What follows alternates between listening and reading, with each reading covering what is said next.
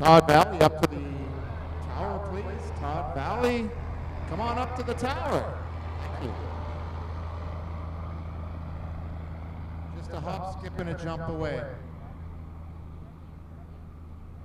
You're going live in 2 minutes.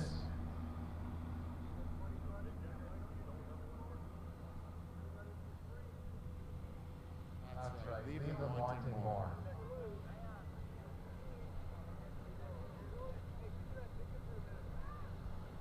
All right, ladies and gentlemen, welcome to Ohsweken Speedway, Flat Track Canada, sponsored by Harley Davidson. Track crew's getting things ready. We're in for a heck of a show tonight.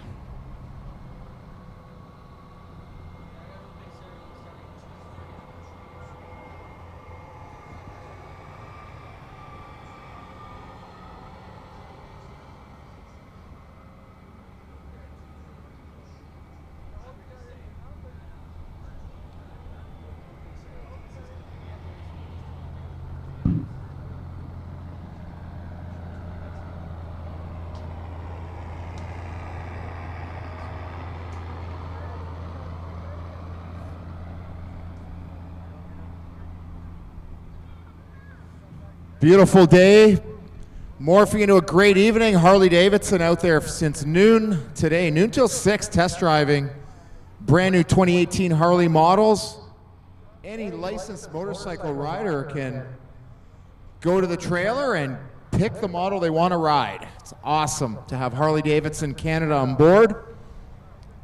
Flat Track Canada doing a bang-up job promoting the series and getting flat track back on the map here in Canada and making this championship a bona fide series. Some excellent industry support. Want to welcome Todd Valley up to the booth. My name is Brian Coster. You might know me from Canadian National Motocross. And going to the round side with Flat Track Canada, just loving the racing. Thus far this year, championships are tight, mere points separating several positions right at the top in the expert as well as intermediate class. Todd, a day today out here of training and practice. Anybody look fast to you today? Chris Evans looked pretty racy out here in practice, Brian. Was watching the open experts a little bit, and he didn't look too bad at all. Dave Pouliot, of course, has a slim 2-point lead on Dustin Brown. And just before you got here, Brian, we had the expert DTX class out there. And if head games play any part of racing, Dustin Brown won his heat. Dave Pouliot had a big moment and finished last in his. Wow. So that may hopefully not play into Dave's head later on when we get into the open expert stuff, because as I said, 2 points separating those two riders. Well, tonight could be a big equalizer. We know Pouliot was unstoppable last weekend in the half mile in Flamborough, and what an exciting night of racing over there. I'm sure a lot of the fans were there, and a venue not to be missed in the future. I think if you're a fan and live in the area, get over to Flamborough. Different surface, Todd. They're on those screenings, like gravel screenings, banked as well, just like here at this sweet dirt track in Ohsweken. That half mile banked, and speeds of 100 miles an hour going into turn 1 and into turn 3. So pretty spectacular night of thrills and many spills last weekend. Guys getting out in that loose cushion and cartwheeling. There were some big crashes. I don't know if you noticed, did you have a chance to check out our actual live feed from last week at all? There's no internet where I live. Okay, well, just to give you some stats, I guess, we had 24,000 people at one point watching us, which is pretty darn cool, if I don't say so myself. And Todd, you're awesome. Something like that. We had close to 700 comments on there. Holy cow. Most of them being positive, and I saw a whole bunch of the announcers were great. I saw one gentleman, I think he lives in his mom's basement, that said the announcers were terrible, but you got to expect that. Yeah, of course. Some guys need a hug. But Aaron Hesmer shared you remember the Dash for Cash, how that one played out. Brody Buck, and of course our points leader, got hurt. Restarts. Yeah, and then Pouliot went down leading, and then he came back. And in watching the video, I realized you actually made the call. Bulak was winning the race. He was going to take the cash, and Pouliot came around the outside. Well, that Aaron Hesmer shared that video because Flat Track Live has cut it down to basically a 3.5-minute video, right. And that video has been shared almost 200 times. So that's pretty cool. Wow. Well, hey, that's we don't always call it right. I'm glad I was wrong, kind of on that one to make such an exciting finish. But Pouliot, who knows how he's going to be tonight on this surface? Much different. This is an equalizer compared to last weekend. Well, we talk about this being an equalizer, and clay generally isn't Pouliot's thing. We've had 2 national rounds in Welland, which is a clay quarter mile, pretty well flat. He did horribly, to put it the best I can, without hurting feelings, in the first round. He was pretty excited to, in the second round, I believe he finished 6th there. Today, again, could be a different thing again. And you mentioned the equalizer.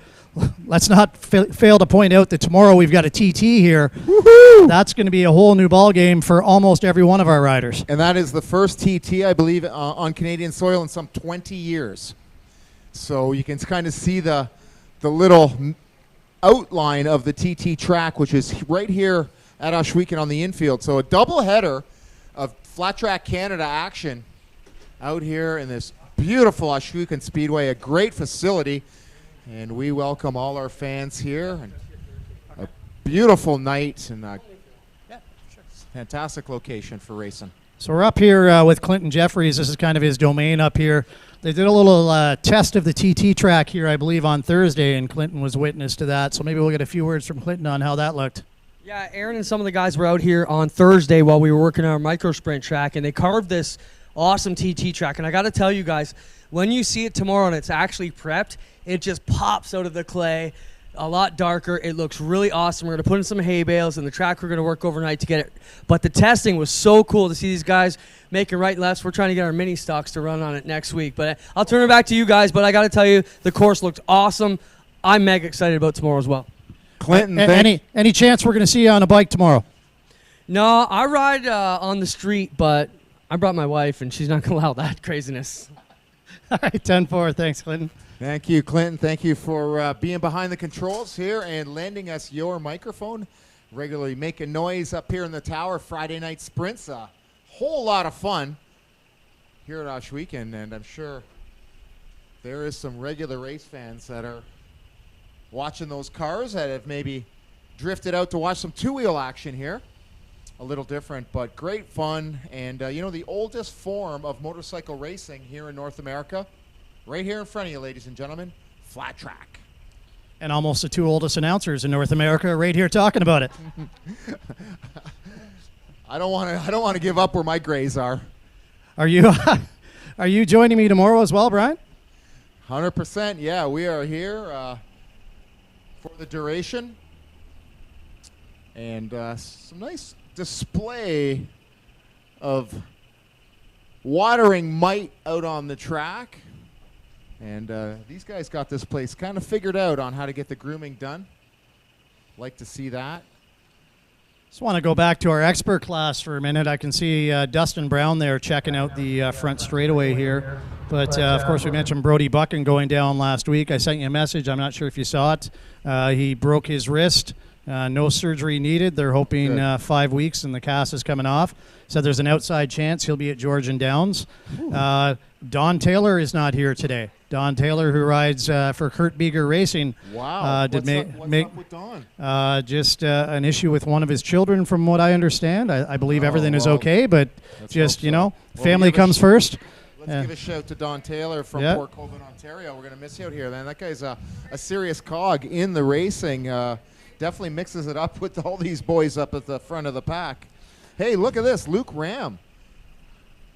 Ex-motocross guy. That's a name I know on the number 25. He's riding Open Expert. He's a rookie expert this year. He's one of our gentlemen last year, Brian. Every time he went in turn 3, I thought he was going off the top of the track. But I bet you if I put a dime at the top of that track, he would have hit it every time. Well, and then he would scoop right down to the bottom. Cool. Great family. He's got a brother that used to race as Tyram is also racing. He's racing intermediate That is fantastic.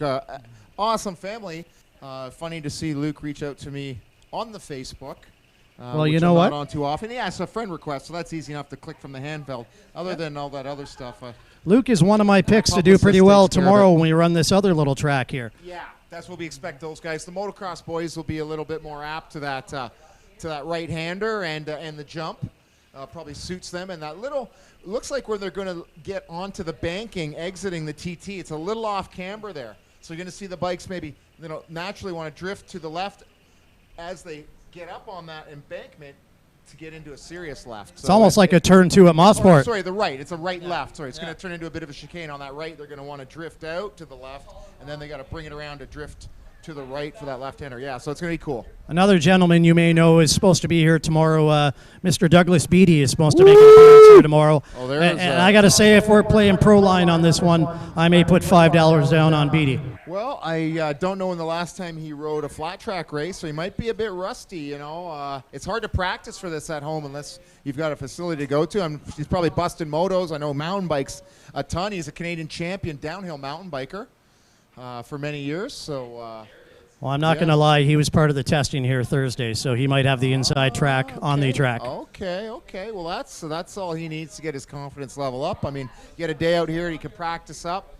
He could be a big threat. So you're right. We're in for it, and our thoughts also big time to Brody Buckin from Leamington, Ontario, our current champion, number 1 plate holder, Honda rider in the 450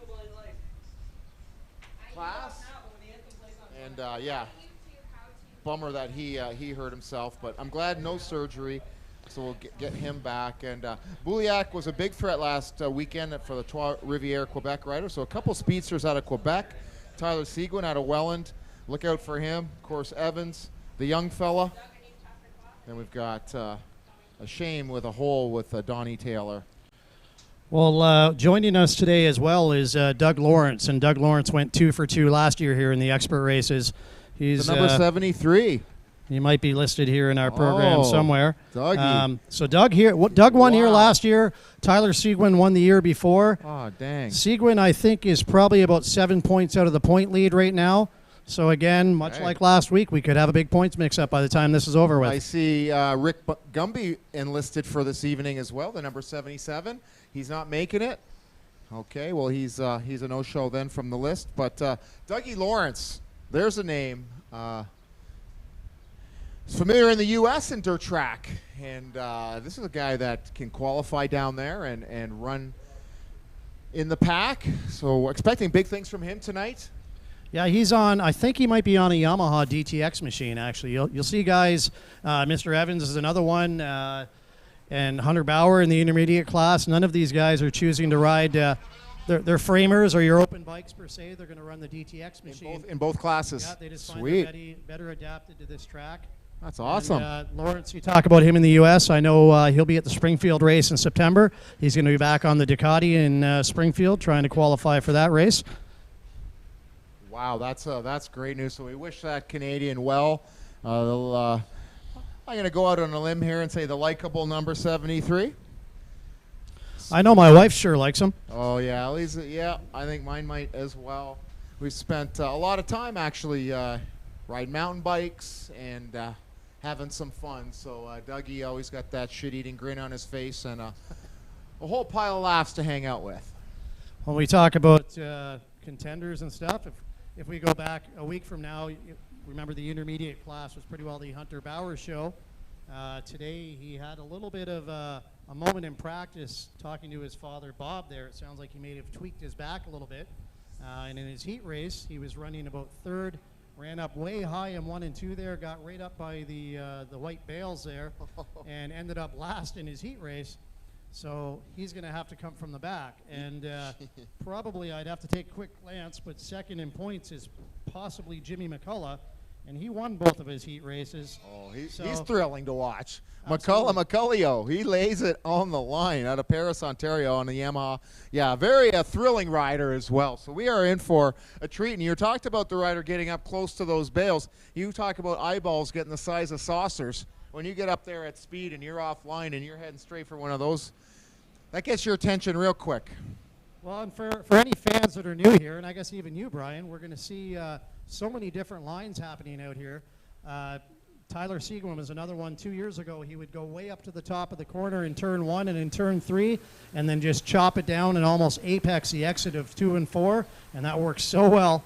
And he was the only one I noticed in practice when they were out there trying different lines. Smart. So, you know, he's thinking about the end game. Smart, and that's what I noticed about that. And what I like the moment I set foot on this property was the width of the track in those corners. So options for the riders to get out there, and look how far out that outer cushion is going to be. And I love that you can really square it up, try all kinds of different things, cut even right down in on a rider, inside, outside. It's going to be a lot of strategy, I think, for these guys at the front of the pack to hang on to it, because everyone's pretty fast up at the front.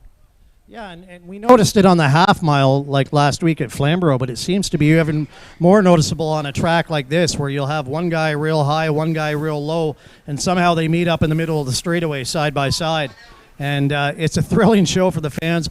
I'm a cushion fan at heart, but this every year is one of the best races we have on the season just because of so many different lines. Wow, yes, exciting times. Beautiful hot summer night. And it is always cool when the races transition from day to night. And you see the lighting system here just looks awesome. So I'm sure it's going to be super interesting once we get the bikes out on track. Just drying it out and running it in right now. Opening ceremonies await. And we're going to get Flat Track Canada principal Aaron Hesmer to intro some of the riders. Yeah, I'm going to guess Dustin Brown is part of that, and that may be Jimmy McCullough sitting under the Flat Track Canada tent right there. Oh, yeah, give me a wave. That's Jimmy. And I saw Justin Jones riding around on a bike. I'm going to guess he must be part of it. You think the number 91 factory Yamaha of Dustin Brown is going to be a factor tonight? He is fast, and he is a young gun in this sport. I mean, this guy's serious about his racing, and he's got some skills for a rider of his age, Todd. Yeah, he sure does, and he won, like I said, before you got here, Brian, he won the Expert. 16 years 16 old. years old, yeah. Incredible. Ladies and gentlemen, watch for the number 1, Dustin Brown, just 16 years old.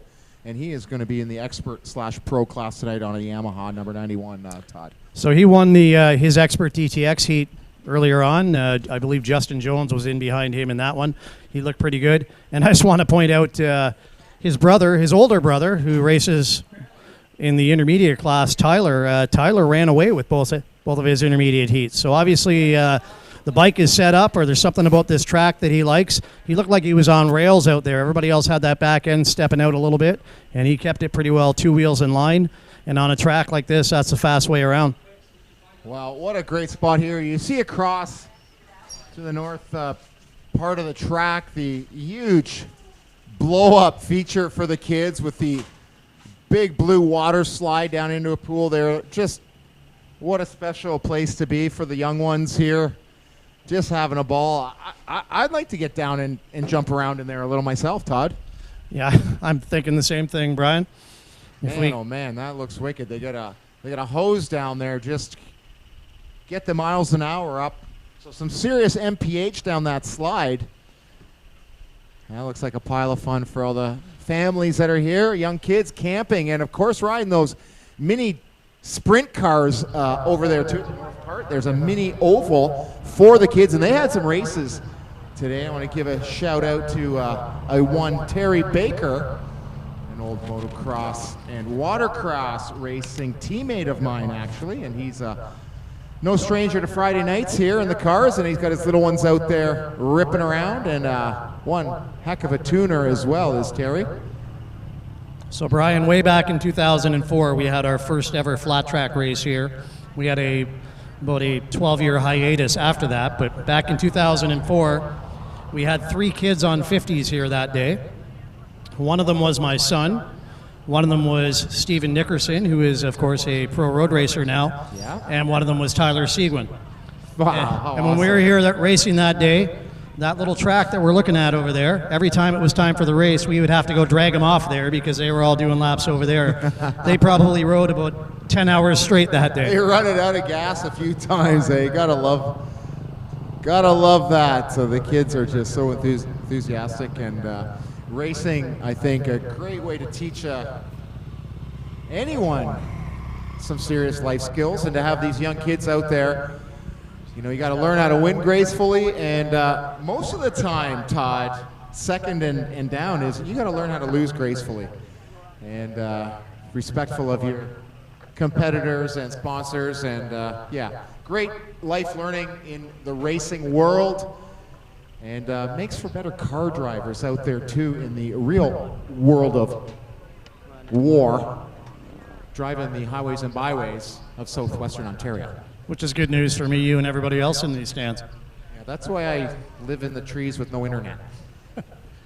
Looks like Aaron is down there. He's getting some riders lined up. We're going to see if he's almost ready to go there.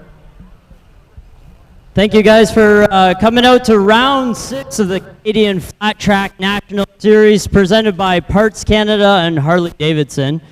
If you guys got a fortunate chance earlier today to get out on the Harley demo tour, we're also going to be in Drumheller, Alberta for the demo tour, and we'll also be at Georgian Downs September 1st. That's just in Innisfil, right off the side of the Highway 400. Our next round is tomorrow evening. We're going to be doing a TT here at Ohsweken. It's our first TT in Canada in over 20 years, so it's great to be back on the Canadian national schedule, and it'll be interesting for some of these racers here today. Next to me, I have some of these fast racers that we're going to introduce shortly. If you get a chance, check out the rest of our race schedule on flattrackcanada.com. Also, hashtag FlatTrackCanada on Instagram, and check us out on Facebook. We just have a bit of a delay here today, obviously. The super hot temperatures, we're in plus 30 degrees Celsius, so it's been a challenge for everybody in the track, but we're making the best here for you guys. So right beside me, we have some of the expert racers. Our next one is racing the number 19 machine. Give a big round of applause out of New York, Justin Jones. Justin, this is your type of tracks. Here is clay. Typically when you come up to Canada, sometimes you do well and sometimes not so hot. How do you feel you're going to fare tonight? No, I don't really know. The track's changed a lot. You know, every time we go out on the track, it's either gotten faster, slower, more consistent, inconsistent, and this is going to be a huge track change for us right here with the track prep. But I look forward to it. I'm having a blast. I didn't even know I was coming here until 9 o'clock this morning, so I'm just glad to be on a motorcycle, having fun, and burning rubber. Right on. Who's helping you out get here today? Huge shout out to Hebler's Kawasaki from Lockport, New York. They've came on board this year and helped me out a lot. I'd also like to thank RLJ Racing for the great engines. He's always been behind me 110%, and Elder Trucking, and everybody else. Thank you. Right on. So he's riding the number 19 machine in the Open Expert. Give a big round of applause for Justin Jones. Our next racer is riding the intermediate classes. He was the winner of last week's race. He's running the number 9 machine. Give a big round of applause for Jimmy McCullough. Jimmy, you're a local hero, I guess, here. You're out of Paris, Ontario, about 20 minutes away. You looked really comfortable in practice and your heat races. Do you feel like you have the consistency to take another win array? Yeah, this is my kind of track. I've already won 2 Clay Nationals this year, so I'm pretty excited to come back here. Great facility. Think I found the line, so I guess we'll see how the main goes. Right on. You're obviously one to look out for in the Open Expert for next year. Do you think you'll move up and be pretty consistent and comfortable there next year? Yeah, we'll see how this year goes. If I'm close in points, maybe not move up, but towards the end of the year, maybe. Last 2 races, hop up to expert. Right on. That's cool. Well, do you have any sponsors here that you want to thank? Yeah, I got to give a big thanks to MTO Metal Products, Sail Racing, just got me a brand new carb. Ted Townsend, the whole team, my dad, mom, grandpa, grandma, tool and cutter, and everyone else that's helped me out. Thanks. Right on. Big round of applause for the local hero, Jimmy McCullough. And next, our next racer is out of Welland, Ontario. We have a big Welland base here. He's second currently in the national points. Definitely one to look out for. He was last year's winner here. Give a big round of applause for the number 22, Tyler Seguin. Tyler, this is your type of track. This is what you'd call home for racing on. Do you feel confident going into tonight's racing? Yeah, I feel pretty good. I get around here pretty well in the clay track, so I'm here to try to make up as much points as possible on the rest of the guys. And yeah, we're going to see what we could get going tonight. The championship points leader is currently Dave Pouliot from Quebec, and he's currently got 2 points on you. Tonight, you say you want to open up the points gap. Do you feel comfortable if you maybe win and maybe pull another 10, 12 points on him going into Alberta? Yeah, that's kind of the plan this week, and he's getting around the cushion half miles this year really well. He's won all 3. So I'm here to try and get as many points on him as possible.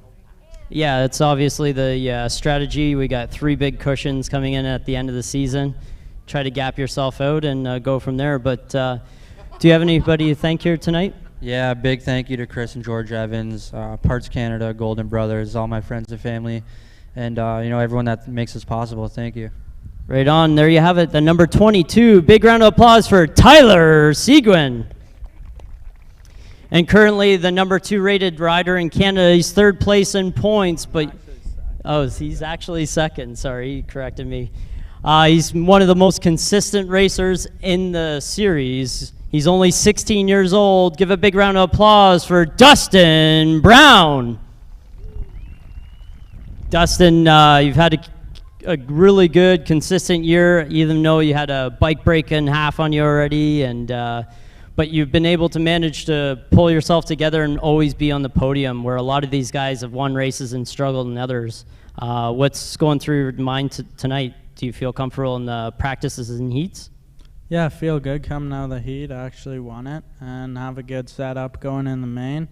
And yeah, we're right there in points, and I think we should be the points leader by the night ends. You've been quite the clay rider recently, and Doug Lawrence, who's here tonight, and Tyler Seguin are really dominant on the clay tracks usually. Do you feel like you may be able to come out on top over them? Yeah, I've been battling with them in Welland all year. Came out on top a few times, so just put my head down, ride smart and smooth, and hopefully come out with the win. Do you have anybody to thank here tonight, Dustin? Huge thanks to Sail Racing. Wouldn't be here without them. And Yamaha Canada, 39 Racing, Performance ATV, Bracebridge Machine, North Brace Auto Tech, and all my family and friends and everyone else that helps me out. Thanks. There you have it. Big round of applause for Dustin Brown. Our last racer is up here. He's only 13? Yeah. 13 years old. He's dominating the novice class. He's either finished 1st or 2nd all year long. He's racing the number 13 machine. Give a big round of applause for Boyd Deadman. Boyd, you look really comfortable. You've been running a really great season. You just jumped up to 450 novice from the 85 class. It's coming naturally to you, just like everybody else. Do you feel like you're following in anybody else's shoes, or are you making big shoes of your own? I'm doing pretty good. You've been really kind of having a strange year, because you always seem to come out, get the whole shot, lead most of your races, and then you give up your lead right at the end and maybe finish 2nd a lot of times. You pulled off a couple wins, but what's the reasoning behind this? Is it just bad luck, or what's going on here? I think that's the problem most of the time. Just having a few rough lucks, bobbles, misses, and stuff like that. You're trying to get a little bit more consistent, more comfortable on the motorcycle. You're obviously looking better every week. How do you feel for tonight's racing? Good. I hope to win. Hope to win. How do you look forward to the TT tomorrow? It's a little bit different. Have you ever done right turns on a motorcycle before? Yeah, I rode motocross a couple times, but other than that, yeah, I'm excited. Well, who's getting you here tonight? Who do you have to thank? My grandma and grandpa, J&G Racing, Scenic Fences, Steckler Cycle, Apex Cycle, Brock and Visser, White Law Automotive, A-Bait, Counteract, Bouncing Beads, and if everyone who helped me. Right on. Well, there you have it. Boyd Dedman in the novice class, the number 13 machine. So we're going to send the microphone back up to you guys. We'll get the national anthem started, and then we're going to get into tonight's competition. We got the Open Expert, which put on a great show. We got their Open Expert qualifiers starting the night, and then we have all our features. We've been running super fast through our program. Sorry for the delay, guys. Now that this track is looking amazing, hopefully we can put on a great show for you guys. So thank you once again for coming out, and I'll pass it back up to you, Todd. Thanks, Aaron. We're just going to get Clinton to get our anthems queued up here. If we could get our fans in the stands to stand up for us, please. That includes you, Steve Yale. Hat off. That's right, Troy. Show them what God gave you, that beautiful cranium. Ready? Let's do it.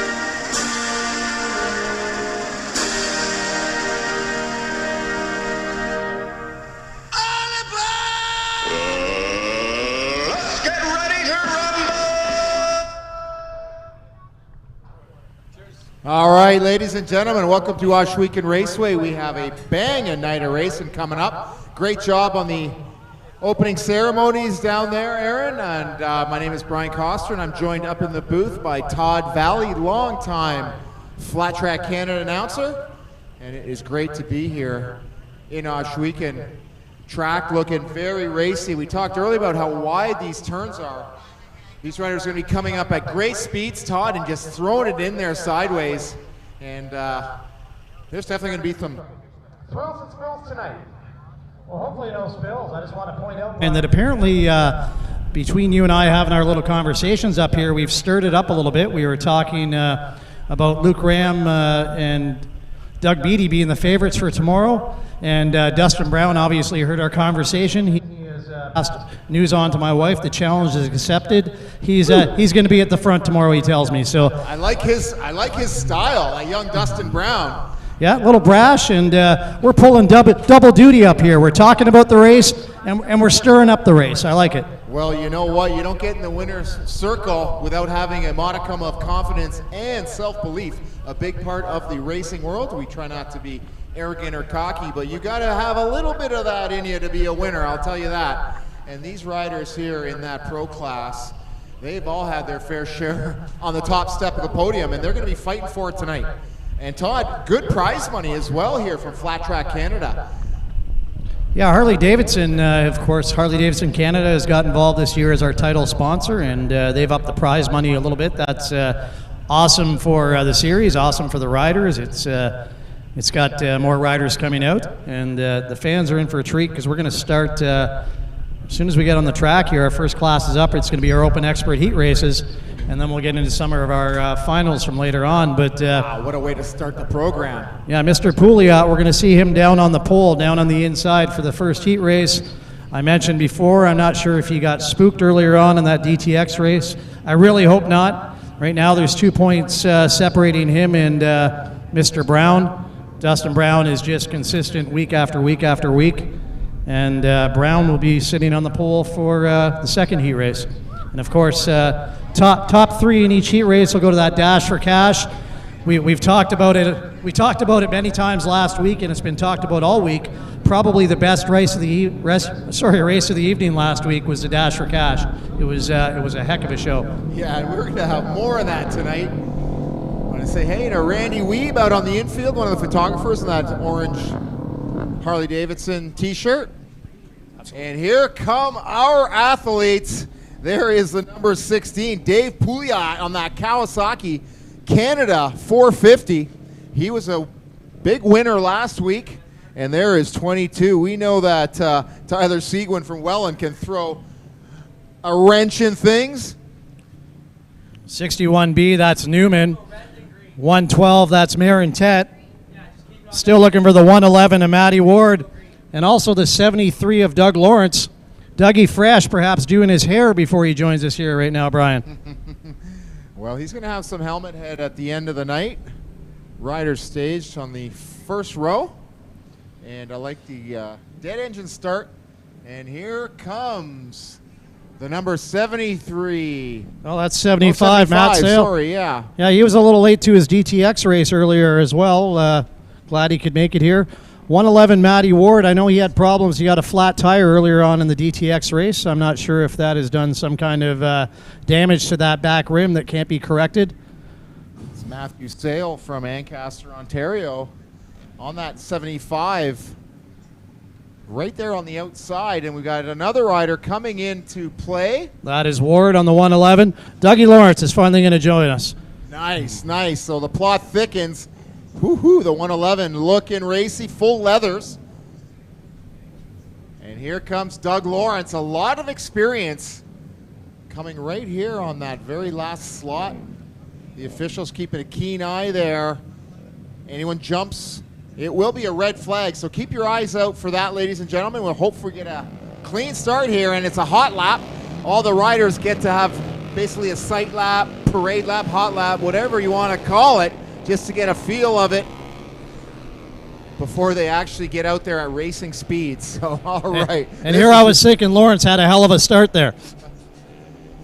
That bank is something else, and it looks a little shiny, I'm telling you.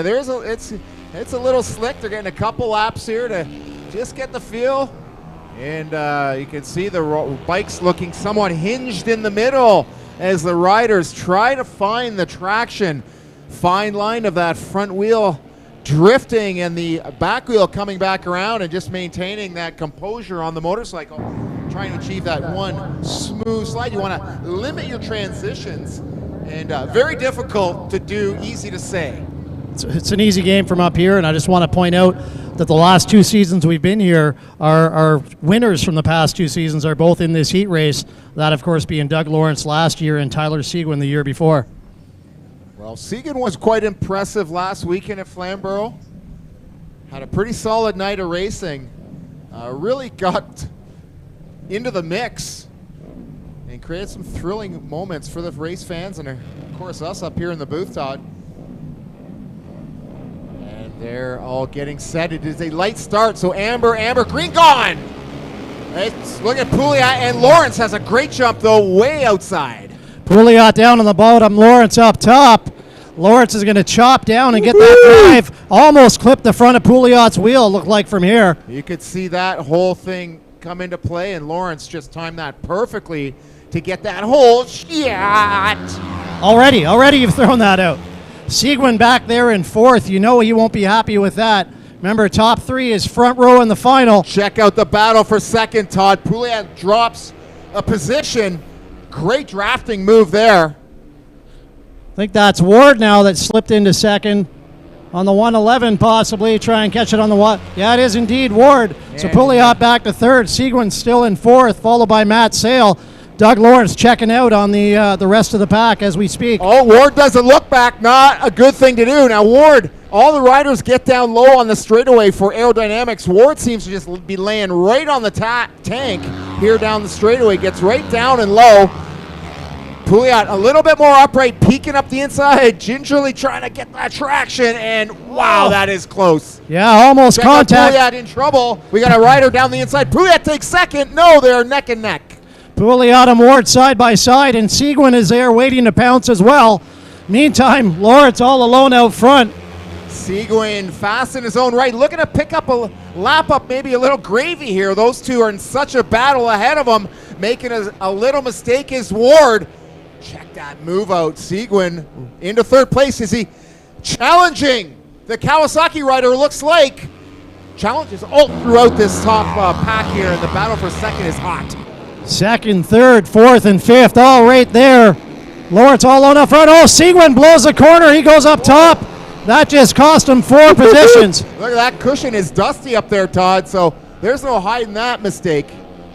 So Seguin will have all kinds of work to do. I don't think he'll have time to get it done here in the heat race. He'll be working from the back of the pack in the final. Dougie Lawrence definitely pulling away. Look at Pouliot. He gets way up on the edge of the motorcycle, really gets that corner of the seat right up into the posterior section there through those turns, laying it right over. A little different technique from Pouliot. Matt Sale on that framer challenging Pouliot now. Matt Sale with a great ride, looking for second. Side by side on the exit of 2. Sale pulls ahead. Pouliot looking hinged in the middle there, Todd. The bike really unbalanced. And that specialty flat track machine looking like Sale made the right choice. Checkers or wreckers. It is Dougie Lawrence. And what a comeback right there for Matthew Sale out of Ancaster, just down the way. Dougie Lawrence, a nice wheelie for the fans. Oh man, got to give it up for these athletes. So great move by Matt Sale, and Matt Sale, one of the few riders choosing to ride that framer. The majority of our riders going in the DTX route, and just to point out, we're going to see Tyler Seguin charging from the back of the pack later. But yeah, your top 3, you got Lawrence, Sale, then Pouliot. They'll be in the dash for cash as well. I believe that'll be Sale's first trip to that in one of our national races. And speaking of Dustin Brown accepting the challenge for tomorrow, there he is, the 91, and he is on his framer. Beautiful looking machine there. Right next to him, it is the number 15 of Chris Evans, and he is on his... Chosen to ride a DTX. I was talking to him earlier. It's about survival here today, he said, so he's going DTX route. Beside him is Clayton Isherwood. 39. Luke Ram on the 25. We talked about him earlier. Nice. 46 is Sean Hoy out of Kitchener. Bellerose on the 17 out of Quebec. And then we've got the 19, that's Justin Jones. He's joined us here today from New York. William Belrose. Quebec. French Flair here in Flat Track, Canada. And there goes Brown, last one off on the 91. Could that decision to ride the framer be the correct one? It sure worked well for Sale. Yeah, first heat. Sale had a great run. I'm very impressed. I did catch these guys in practice, and Chris Evans looked very racy earlier today in practice on that DTX machine. And you talk about body movement and body language. He was all over that bike, making it work coming through the corners. The 19 of Brandon Seguin, right on the outside. Oh, that's a Justin Jones. They've switched numbers, so that is Justin Jones on that Kawasaki DTX machine.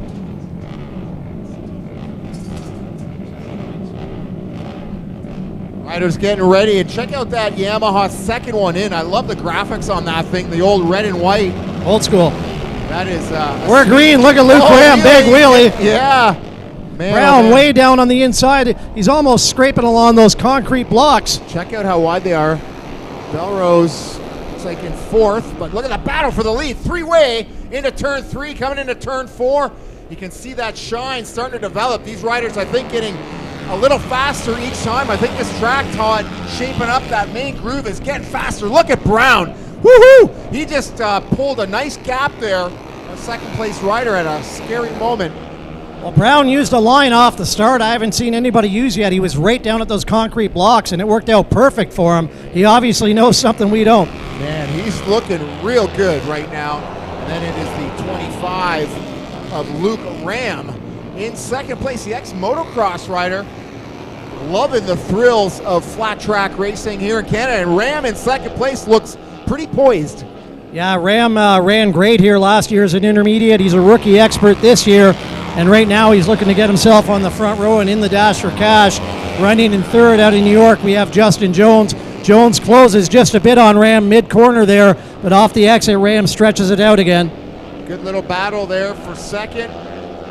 Justin Brown out front on the 91, and Brown a contender in this championship. And now that the current champion is out with that broken wrist, a little help for the flaggers there. It's halfway. Yeah, and we got back there in fourth now. It took him a while to get up there. We got Chris Evans. I don't know if he's got enough time left to get up into this battle, but I bet you he's going to be a lot closer to that third place rider before this one's over. Evans looks really smooth, the wily veteran. He's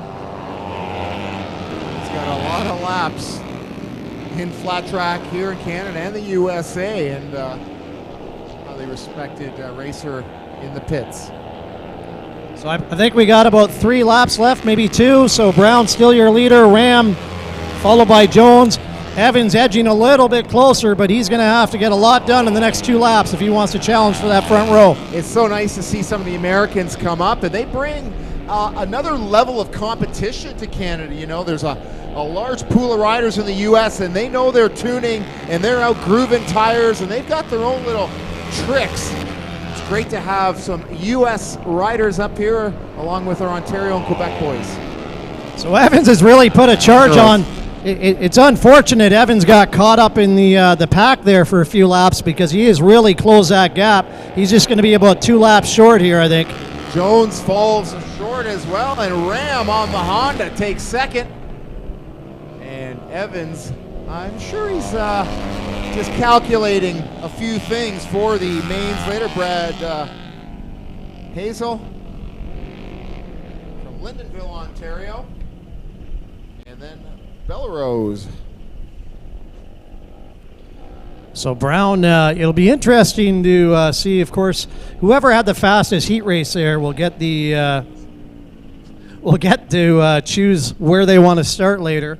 First, be interesting to see if Brown starts on the bottom again and if he uses that line right up against those blocks.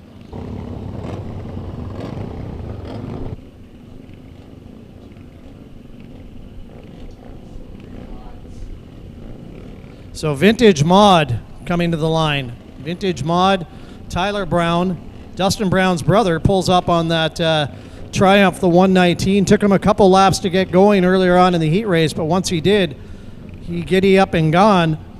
49, another Triumph. That's Bill Harrett. 666 is Keto. Down on the inside, that's Mark Fairfull. And back there in row 2, that's the father, Glenn Brown, on the 19 machine.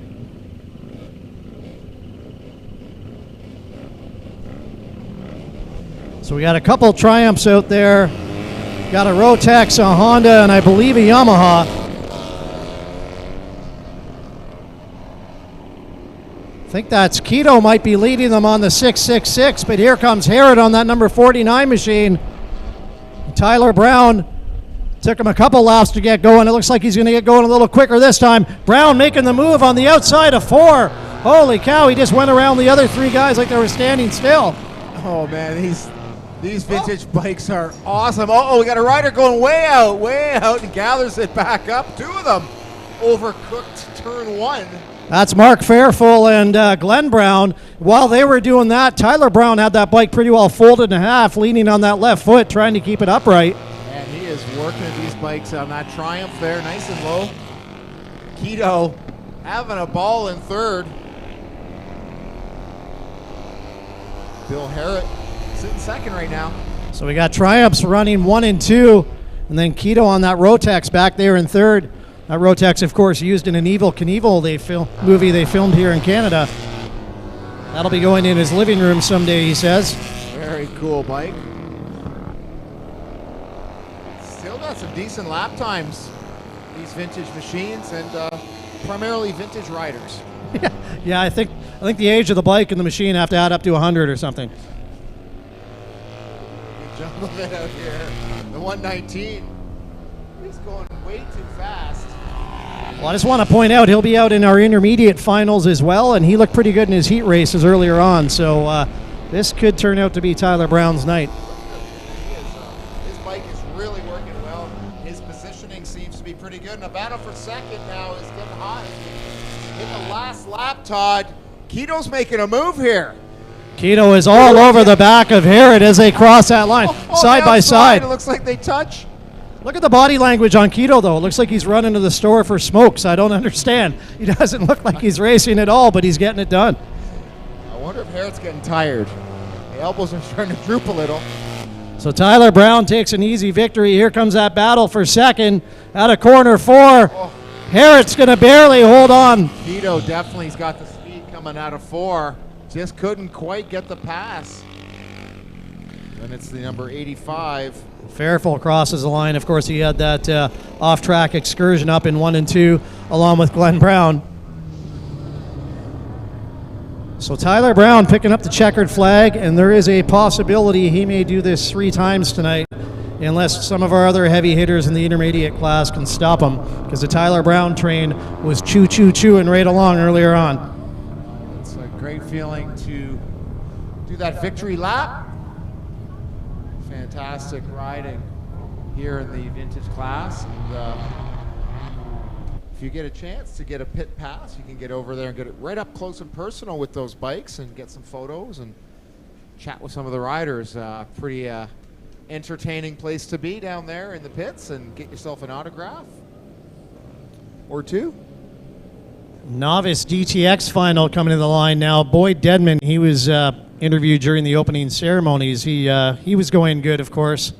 Taya Little, always one to watch. Jacob Rainville took a heck of a bump on the head last week. I saw it on the video. He was stumbling around. I talked to his dad today, and doctors cleared him. He's good to go. He said he was going to let him try practice, and he felt fine, so that's good to see Rainville back. Dylan Bix on the 11.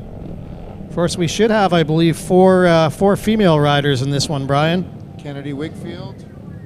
Kennedy Wigfield in her 2 heat races today has nailed the start. I just want to point that out. Tegan Dedman, number 14, out of Woodstock.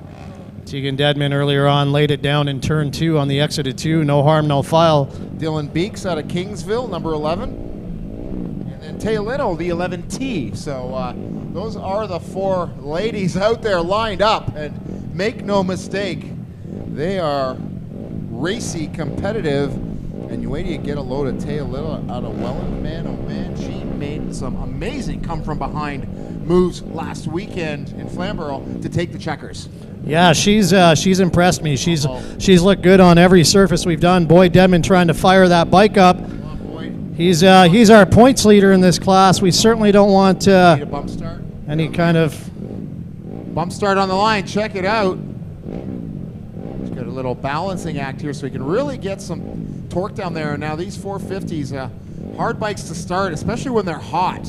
When the engine is warm, they're hard to get going. Looks like his pit crew is running frantically across the infield to try and get a jump start. Will the officials hold? Looks like they will give him the opportunity for a bump start, but not out in that loose stuff, son. Yeah, we do have that. We still have that 2-minute rule here in Flat Track Canada. He's got the little buzz starter there. That's a handy dandy device. Yeah, Brandy Dedman, I think, looking for the AED down there at this point after sprinting across with that. He's carrying a motorcycle battery and a starter. It's not a light unit. I'd like one of those for my snowblower. Okay, engine RPMs are up, ladies and gentlemen. If you can see the lights, the rider's looking to the left. Amber, we're going green. Sean Rupert with a big wheelie. Taya Little and Boyd Dedman, but it's going to be Dedman coming out on top of that drag race in 1. Look at how high Rainville is. Look for the charge off the top of turn 2. Man, oh man, and there's that pink helmet in second. So our rider that had the dead engine, and there comes the Dylan Bix. For the lead. Dylan Bix, look at that pink and black helmet. She is very visible out there. Oh, and a look over from our leader. He makes a bit of a bobble. Dix is in his head. Oh, yeah, almost contact between Rainville and Taya Little there. Little now moves up to third. So we have Boyd Dedman first, followed by Dylan Bix, then Taya Little. Taya Little dropping to the bottom, gets a little squirrely on the exit of 4. Dedman, he is really looking around for his line. They're looking ahead, and I think he's found a pretty good line there. I think we're going to see him settle down a bit and just get in there. And there is the 11 of Taya Little. She's got a couple places to go, sitting in third. Watch the number 11.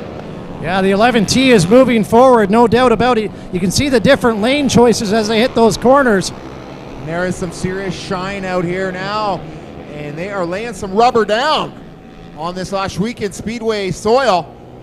Groomed real nice. One more lap to go for our leader, Dedman. Battle isn't going to happen for second place between Dylan Bix and Taya Little. Well, Little has been getting the upper hand there at a few of the races, but Dylan Bix has got a lot to say about it here. The young rider from Kingsville, Ontario, and Little from Welland battling over second. Boyd Dedman out of Woodstock leading this charge, takes the checkered flag. So Dedman goes wire to wire. Great ride by Dylan Bix as well.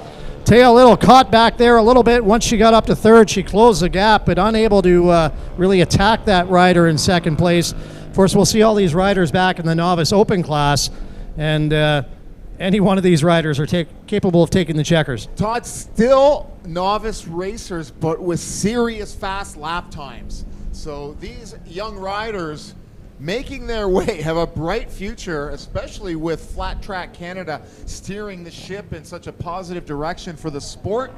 And it takes a lot of effort and a lot of teething pains and a lot of trial and error to really, get this to where it is right now. So hats off to all their efforts and making the series something to be proud of. Harley Davidson Canada, Onboard Parts Canada, Thor, Yamaha, Honda, Media Shop, Inside Motorcycles, Fast Time, Sturgis Cycles right there in Hamilton, Town Moto in Toronto, Indian Motorcycles out of Oakville and Barrie, Dell, and the Media Shop. So some great sponsors here for Flat Track Canada, primarily Harley Davidson and Parts Canada. So remember the sponsors when you shop on Monday. Nice shot of our winner down in Victory Lane. Yeah, we should point out too that just like Flamborough, the local Harley dealer here today is Blackbridge Harley Davidson out of Cambridge, Ontario. They're downstairs, got some bikes and some merchandise, I'm guessing, and it's great to see them again. They had quite a crowd around them in Flamborough last year. Yeah, great point, Todd. So it's fantastic to have them here, and something that Harley Davidson has incorporated to the Flat Track Canada racing scene is always the local dealer to the racing facility will be represented and able to set up and get some merchandise going. And who has better merchandise than Harley Davidson? I don't think anyone. They have merch, beautiful stuff. We've got, mugs, hats, scarves, jackets, you name it. Harley makes it. Boots, belt buckles, full leathers, the whole nine. Yeah, I'm sure they sell more shirts than anybody. We're going to keep right on going here. We're into our intermediate DTX. Yeah, we got 74 Justin Crum down on the inside, 119. That's Tyler Brown, 69. Kyle Shepard, 90. Jarrett Phibbs, 9. Jimmy the Jet McCullough, 38. Jesse Isherwood back there in row 2. We've got the 97, that's Ram. 24, that's Hunter Bauer. 26 is Olson. 909, Scott. 6 is Lambert. 82, Corbeil. And this is DTX Intermediate, Todd, and look how wide into turn 1, 6-7 bikes abreast, and these guys are the future stars of the sport, applying their trade here, and look at the move there from our rider from 5th, 6th up into 3rd. Can he hang on to it on the black bike? And no, they are battling. The battle for 3rd is hot and air touching. That's Tyler Brown making the move for 3rd. As that's happening, Jimmy the Jet is trying to check out front. Jarrett Phibbs having a great ride in there in 2nd. Jarrett Phibbs, he's kind of an anomaly.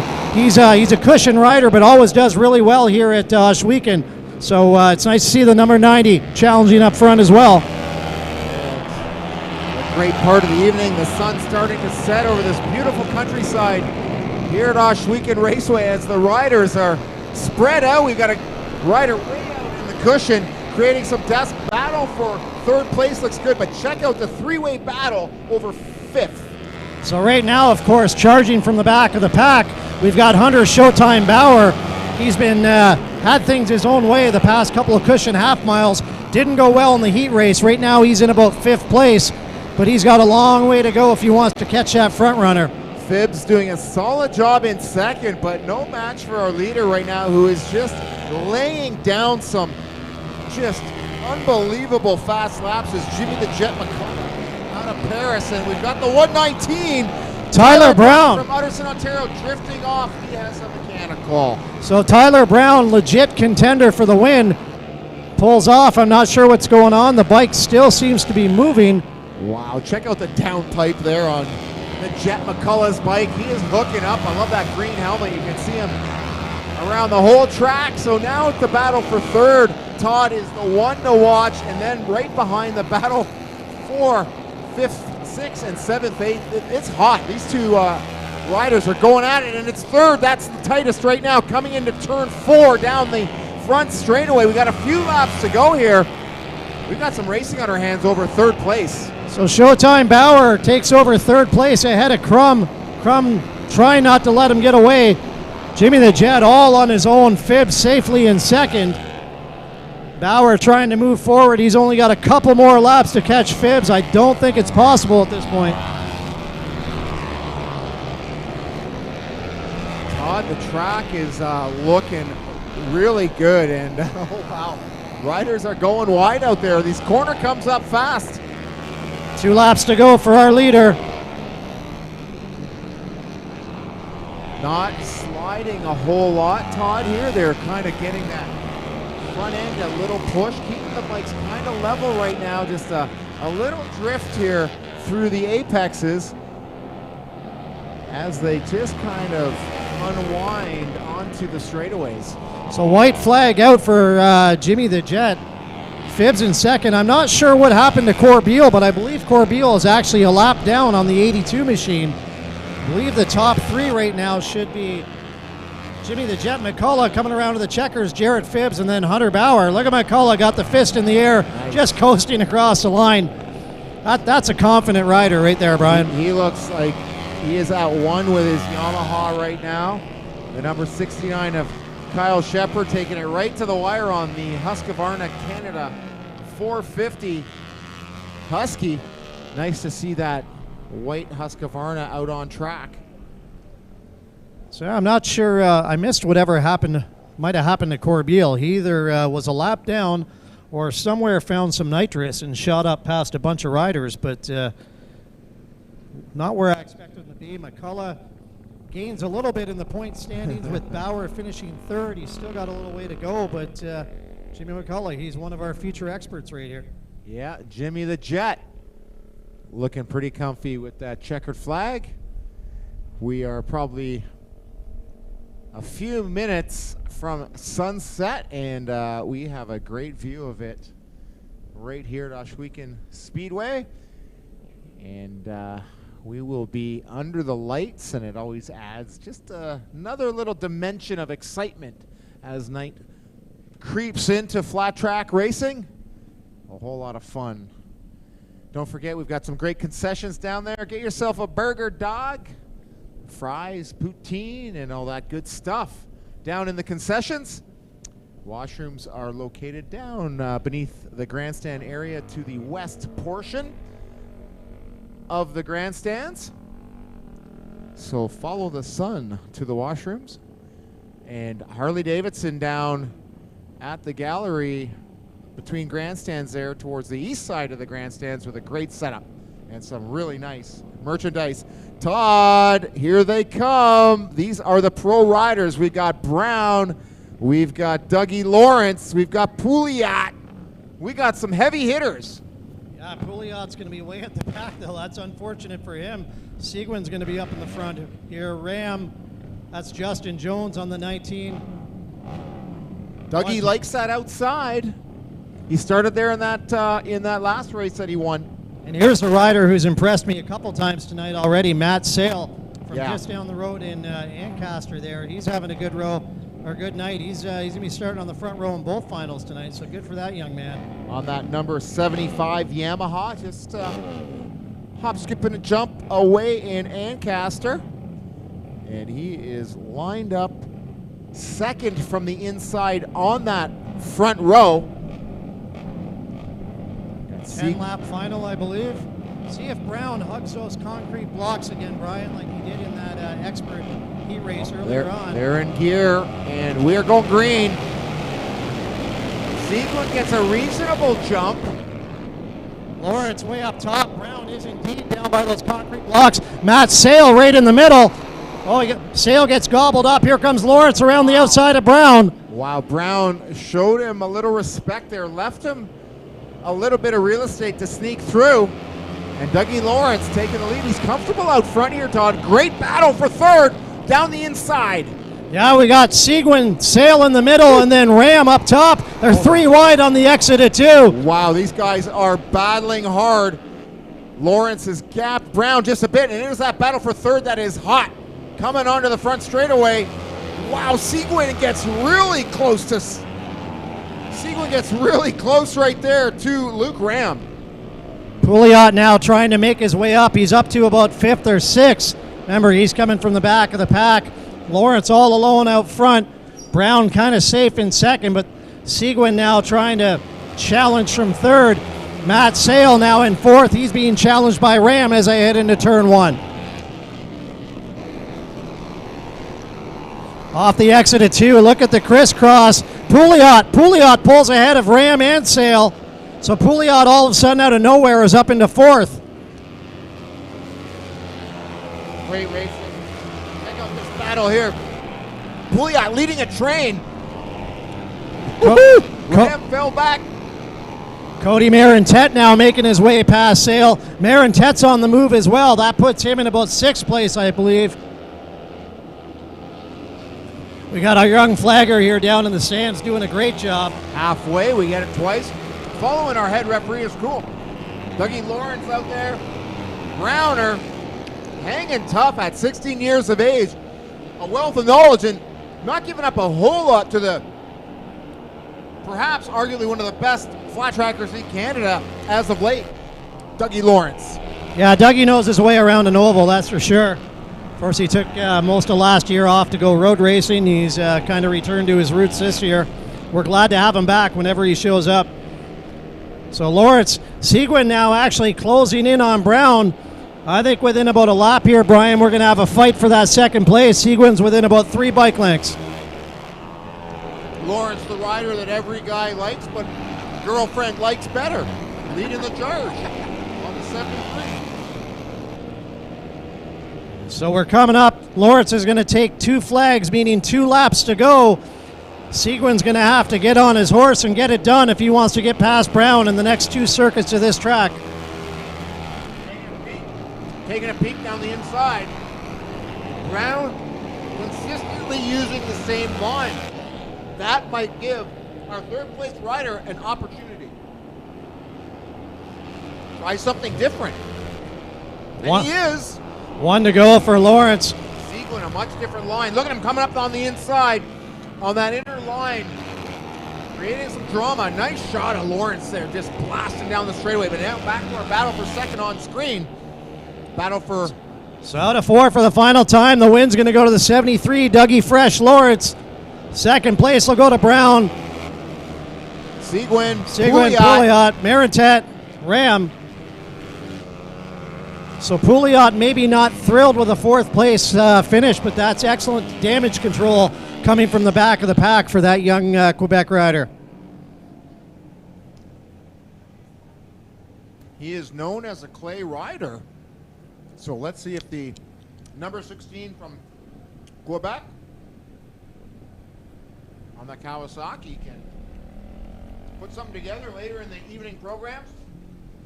Dougie Lawrence looking good with that checkered flag out there. I'm expecting a big wheelie here down the back straightaway, Brian. Wheeling with a checkered flag is a bit of an art. Oh, look, and he's proved me wrong. Maybe after he gives the checkered flag. He did But a sick wheelie last time around without the flag. Thank you. And we'll have to get down there and looking forward to seeing Dougie up on the podium tonight. So unfortunately, Dougie cannot join us tomorrow. He said he actually has a wedding to attend tomorrow. Doug Beatty will be here instead. They may be the same guy, actually. It may just be one person, and they're just flip-flopping when they appear to race kind of thing. But so half of the Dougs are here today, and half will be with us tomorrow. Well, they're both fast. Great to see Doug Beatty, previous champion, showing us his stuff. Man, that was some awesome racing. ATVs on the line, ladies and gentlemen. Check it out. So this is our ATV production class. Now, we're a little handicapped here in that we don't have names on a couple of our riders.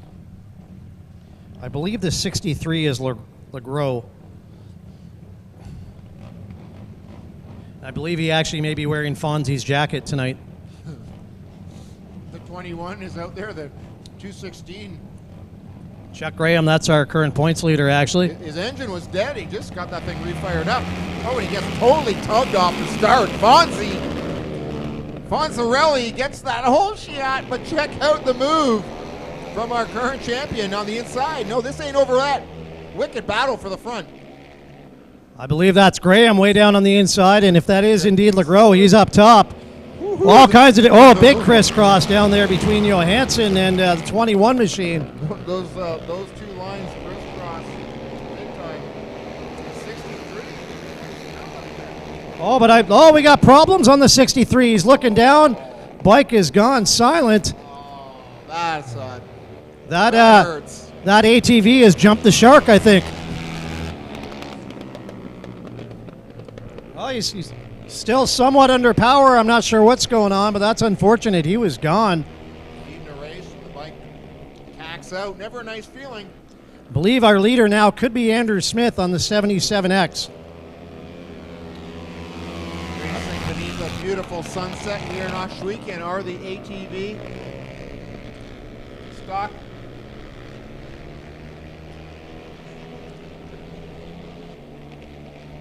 So that 63 continues to circle the track. He's going to finish the race, I get, but obviously not under full power.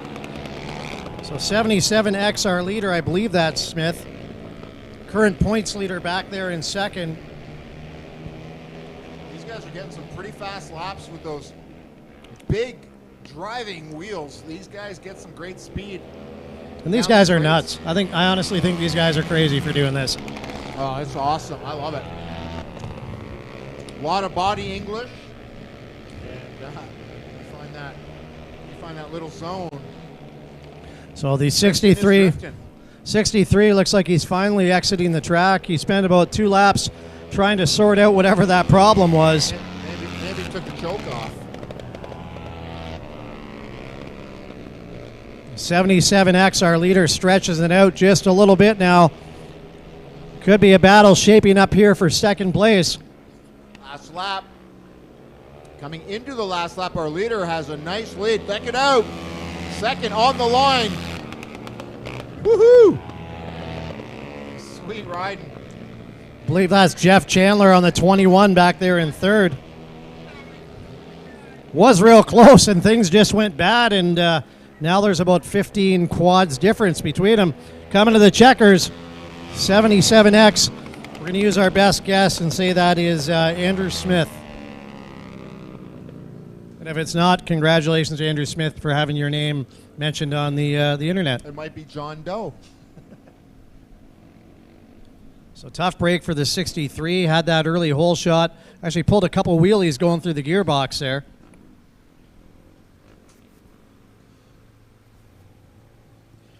Program moving right along, Brian. I love that about Flat Track Canada. They run a tight ship, and it's non-stop action here. The races just get staged. Nice. Look at Brittany's got some fancy lights going on the flag tower there for us. I like it. That's our version of fireworks tonight, I guess. She's awesome. And there's our stoked winner. Totally pumped on the checkers. So I guess the big difference this week, Brian, compared to last week is when we're not on the cushion pea gravel, we don't have to water as much. Basically, once we get this track where we want it, we can hopefully just run it, and away we go. And that's why we're just blasting through the program here. It looks awesome. There's no dust at all. And judging by the racing, I'm guessing these riders are liking these track conditions. Looks like the speeds are up. There's a lot of line choice, not a lot of deep grooves formed as of yet. It's pretty racy, and I think the riders are enjoying this preparation and the whole way this dirt is setting up tonight. Well, it was a lot slicker earlier on in the heat race action. We probably had about 5 riders go down. In fact, the number 19 that's coming up here in the 85 class, Pitaway, he went down 3 times earlier on today. I'm going to guess his left thigh area may be a little sore and chafed at this point. But this is our 85cc final coming to the line. Check out the number 94 Kawasaki on the outside. Adrian St. Amand out of Burlington, Ontario. And this guy is leading the points right now and a real threat to take those checkers tonight. 19 is Pitaway. Talked about his rough outing so far today. We're hoping he keeps it upright. And then the number 6, that's Parsons. So 3 riders in our 85 class. They're going green. Nice hole shot by St. Amand. Little bit of a different sound with those 2 strokes coming off the line. Oh. Adrian gives it up right there coming out of turn 2, and it's a drag race for the lead. Pitaway leads him into 3 and 4. Oh, Pitaway way up on the high stuff. Whoa, check out St. Amand. This is a great race for the lead. The number 19. Pitaway. Oh, Pitaway again goes down in turn 2. Oh, St. Amand goes down as well. Wow. Gonna need a red on this one. Wow, would love to see a replay of that. Uh-oh, we got a little bit of a sore. Amand does not look good. He looks hurt. So Yeah, Pitaway, that's Pitaway's not happy, and we got an ambulance. well, St. Amand is standing there as well. He looks like possibly just a little bit of a He smashed his leg. so St. Amand just taking evasive action to get around Pitaway. Had the back end come out on him as well.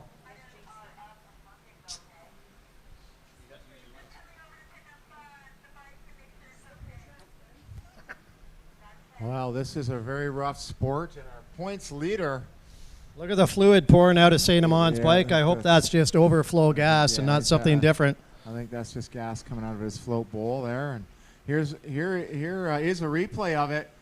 St. Amand locked up the brakes. Did St. Amand maybe just touch? Did they just touch? Here it is in slow-mo, ladies and gentlemen, on the monitors. Pitaway gets it all wrong right there. Lucky gets that leg in, tucks it in, and then St. Amand gets just right on the brakes and crashes trying to avoid. Yeah, so lays it right down there. So, wow. great evasive move by St. Amand. Unfortunately, it causes him to hit the ground as well. Pitaway, that is the 4th time he has hit the ground here today. So it looks like St. Amand is moving a little better with that knee. These young warriors learning the hard knocks of flat track racing. Forgotten man right now is Parsons. He was the only one still circulating on the track. Yeah, wow. Parsons is wearing a GoPro. Perhaps we could probably hear him yelling at this point if we saw his video. Both riders really putting a lot of torsion on the left knee. Look at how crossed up St. Amand was as he came into the corner there. Yeah, and he sees what's up. He totally just, man, oh man, and Adrian sees a replay of that. He's going to wonder why he didn't just stand it upright, because looked like he had a little bit of room to ride that out. But at the same time, what a mature thought process to do whatever you have to do to avoid that fallen rider in front of you. Yeah, I believe that's Mark St. Amand down there looking to get him fired back up. Yeah, his dad and tuner. No, that is Dad. Bump started. Yeah, nice. We could be back to some race action. So St. Amand getting full use out of those leathers supplied by Parts Canada, one of our series sponsors here. Just waiting to see what's going on with Pitaway here, see if he's going to rejoin the battle. I think we're trying to get that bike fired up. Pitaway walking ahead of the bike. Kind of looks like he wants to throw a helmet on, so I'm not sure if he's coming back out or not. Looks like he's walking off.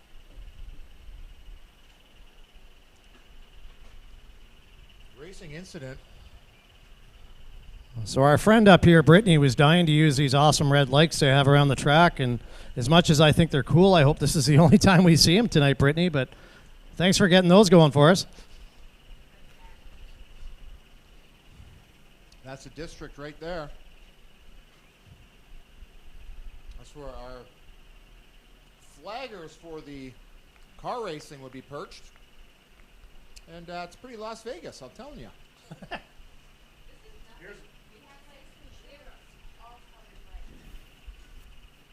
replay for our internet viewers. I want to welcome everyone that is watching Ohsweken Speedway TV. And there is a nice shot of our sunset just a little bit in behind. Nice job from our cameraman. Yeah, that's a fantastic I don't know if shot. he can hear us up here, but thank you so much for bringing that home. We could probably knock on the ceiling here, you'd hear us. Yeah, maybe scare him. Good job, nice zoom work, and we've got some good cameraman here sharing the action for all our friends and fans of Flat Track Canada watching from home or on their mobile device, Todd. And it's pretty cool when you get some of the fans that are down in a U.S. race still keeping abreast of what's going on in Canada. And I know a lot of families love this sport that aren't here, that are tuning in. We got a crowd on the other side of the track, so nice grandstands on both sides of the track. Here is real cool. They actually have speakers on the far side too, which is good because that's one of the wave few. to us over there if you can hear us. One of the few pits where they can actually hear us. I only see. I see somebody waving. That's cool. A middle finger going. I think that's for you, Todd. Perfect.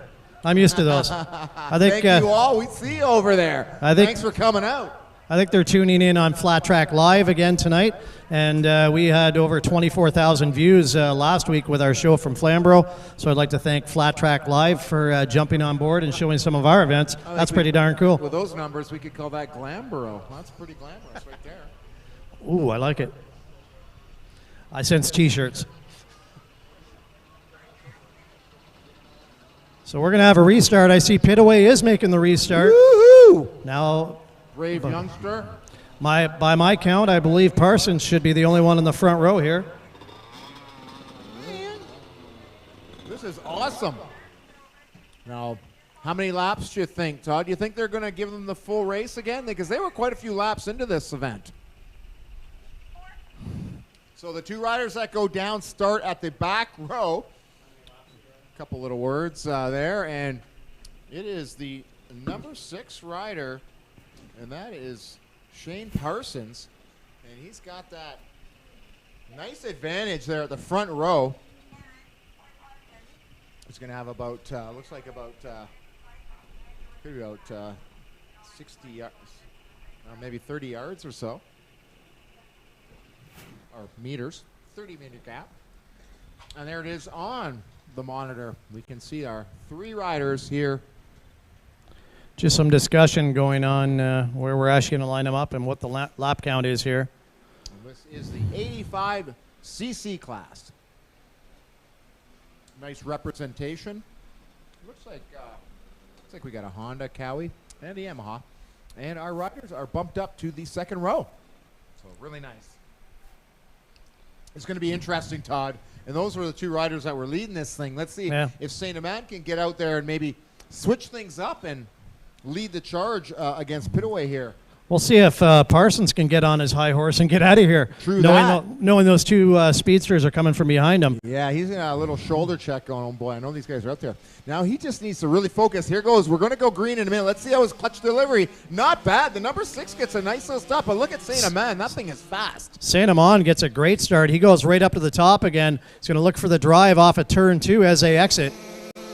Parsons going to lead him down into turn 3 for the first lap anyway. St. Amand managing to gap Pitaway here, which was something we didn't see. And there's the move, diving down. Boy, these 2 lines are going to intersect right there. And Amand has to back out of it for a second. Let's see if he can try again. That opens the door for Pitaway. Pitaway gets all kinds of squirrely, almost goes down again in the exact same spot. That part of the track does not agree with him today at all, Brian. He's making the move into second. He's been having all kinds of trouble on turn 1 into turn 2, and that YZ85 is some quick. They are drag racing down. He's got that advantage. There's that outside move. We've got a race for the lead on our hands here in the 85cc class. A couple of future stars, no doubt. Pitaway up there in Big I territory, up in 1 and 2. Not letting off at all. Obviously not been scared by any of these incidents. He's making his move right now down the front straightaway. 2 laps to go. He's on the outside. Looks like he was almost going to clip Saint Amand. Saint Amand dives back in. This is racing right here. These guys might be young, but they have some racecraft up their sleeve. Lots of experience.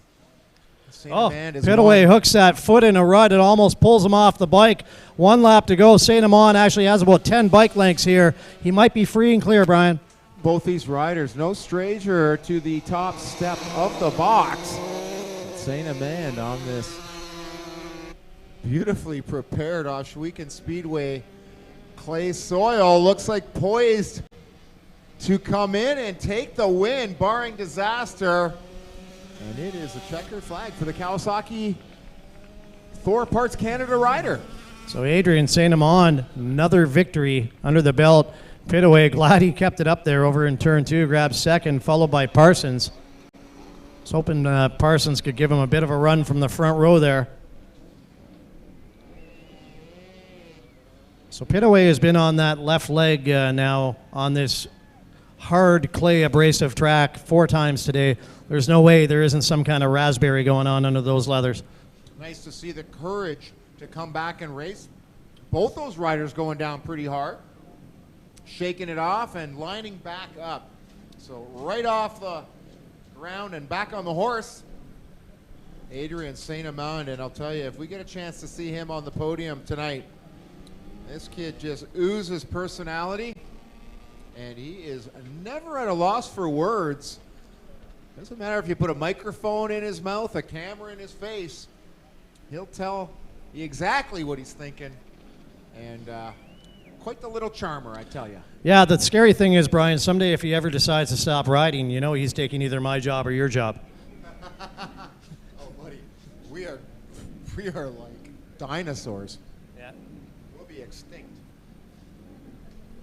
Saint Amand with a big salute over in the pit area there.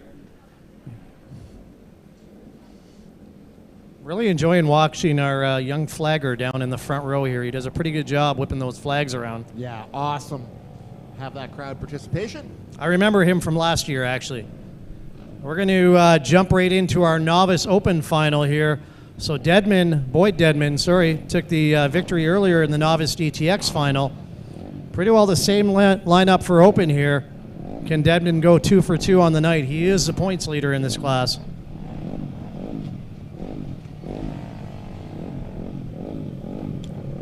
Well, they call him novice, but when the green light goes on, they're anything but, Todd. Yeah, and this is the proving ground. This is where you start climbing the ladder. And you saw Dedman had first choice. He moved to the outside. Taya Little went somewhat in the middle. And now we've got Jacob Rainville sliding in between those two. Dylan Bix beside Little, then Tegan Dedman down there. So we've got 3 young ladies on the front row here. Sean Rupert back there in row 2. Kennedy Wakefield choosing to start in row 3. I guess she wants that outside. Oh, we had movement on one of the bikes. We'll see if they're coming back. Looks like he's going for the red. Yeah. I think. Flag there. So the yellow is up, signifying them that perhaps we have a red situation. I think most of them now see that yellow. They look over, see our head referee. We got a couple of officials here. Want to give a shout to the great job the officials are doing, keeping an eye on that line. They're pretty sharp, and you know, sometimes people will disagree with their call, and it's great. That's when these cell phone cameras can come in handy. And we've had a few riders have to kind of eat a little crow, saying, I didn't jump, and then, okay, well, here's the video. Oh, yeah, I jumped. Well, I think we're going to see the 48 of Rainville. That's who I was thinking. Yeah, Rainville's going back to the back row. Now, because Wakefield is chosen to start in row 3, I'm not sure where that puts Rainville here. I guess he's going to line up in row 3 beside her. Well, Should also give a shout out on a hot day like this to our lap scorers and corner workers, because they're out there in the scorching heat. I imagine it's getting a bit cooler now, but we appreciate all their help. We can't race without them, obviously. Well, Todd, you had a good eye. That 48, one of our penalized riders. So when you do get the red flag, you start on the back row. So Travis, 2 riders jump. Oh, the 48 now. Little mind games now. Everyone's ready to go. They're all looking back. What the heck? We want to ride. They got their engines warmed up, and hopefully they find neutral. They don't want to burn out that clutch. 48 kicking and kicking. He gets it ramped up there. Nice, nice. We are going racing, ladies and gentlemen. The Open Novice green. Taya Little's going to grab that hole shot. Not such a good start for Boyd Dedman. He's going to have some work to do. It's Taya Little and Tegan Dedman, 1 and 2 off the exit of turn 2. Look at these 2 young ladies going at it. Check out that inside line right there for Dix. Dedman battling for the lead with Little. Oh, almost contact. That was so close. So almost contact between Tegan Dedman and Little. Dylan Bix back there in 3rd. Boyd Dedman right now mired in 4th. He can't believe how fast these 3 young ladies are out in front of him. Man, oh man, did Dylan Bix ever get an awakening there? Getting the 14 of Tegan Dedman. And now she gets back into 2nd. So the Dedman-Bix battle is alive and well out front. Taya Little from Welland, Ontario. Will she be able to hang on and gap these girls, or are they just going to find some lines here and maybe get a 1, 2, 3? Oh, Tegan Dedman has that back end step way out. Oh, boy, Dedman way up in the loose stuff, and that's going to cost him 1, possibly 2 positions. So I do not think it is going to be a repeat here for Dedman. Well, Todd, it just takes a second to miss your mark, and that's what happened right there to Dedman. Battle is hot. I like the different lines. I'm really liking that middle line that Bix is taking now. She's kind of using in turn 1 a little different line where it's not as shiny. A little bit of drive there, but maybe too little too late. There's that line, Todd. Just on the edge of the cushion. She drifts a little harder out into the shine. And I don't think she's got quite what it's going to take this win. No, Taya Little has about 10 bike lengths as they head into 3, and it would take a miracle at this point. So Open Novice victory is going to go to the 11 Taya Little. Dylan Bix right there in 2nd on the 11, followed by Tegan Dedman, then Rainville, Boyd Dedman, Rupert, Kennedy Wakefield just exiting turn 4 now. She's going to cross the line.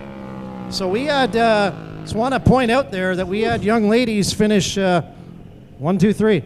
Man, oh man, that's these guys are used to getting beat by these girls. They are traditionally in the winner's circle. So wow, what a thrill! And man, these girls are man, they are skilled racers. Taya Little looking for a passenger down there. Tuner's getting a free ride. So great ride out front by Little, and there we go, 1, 2 on the same bike.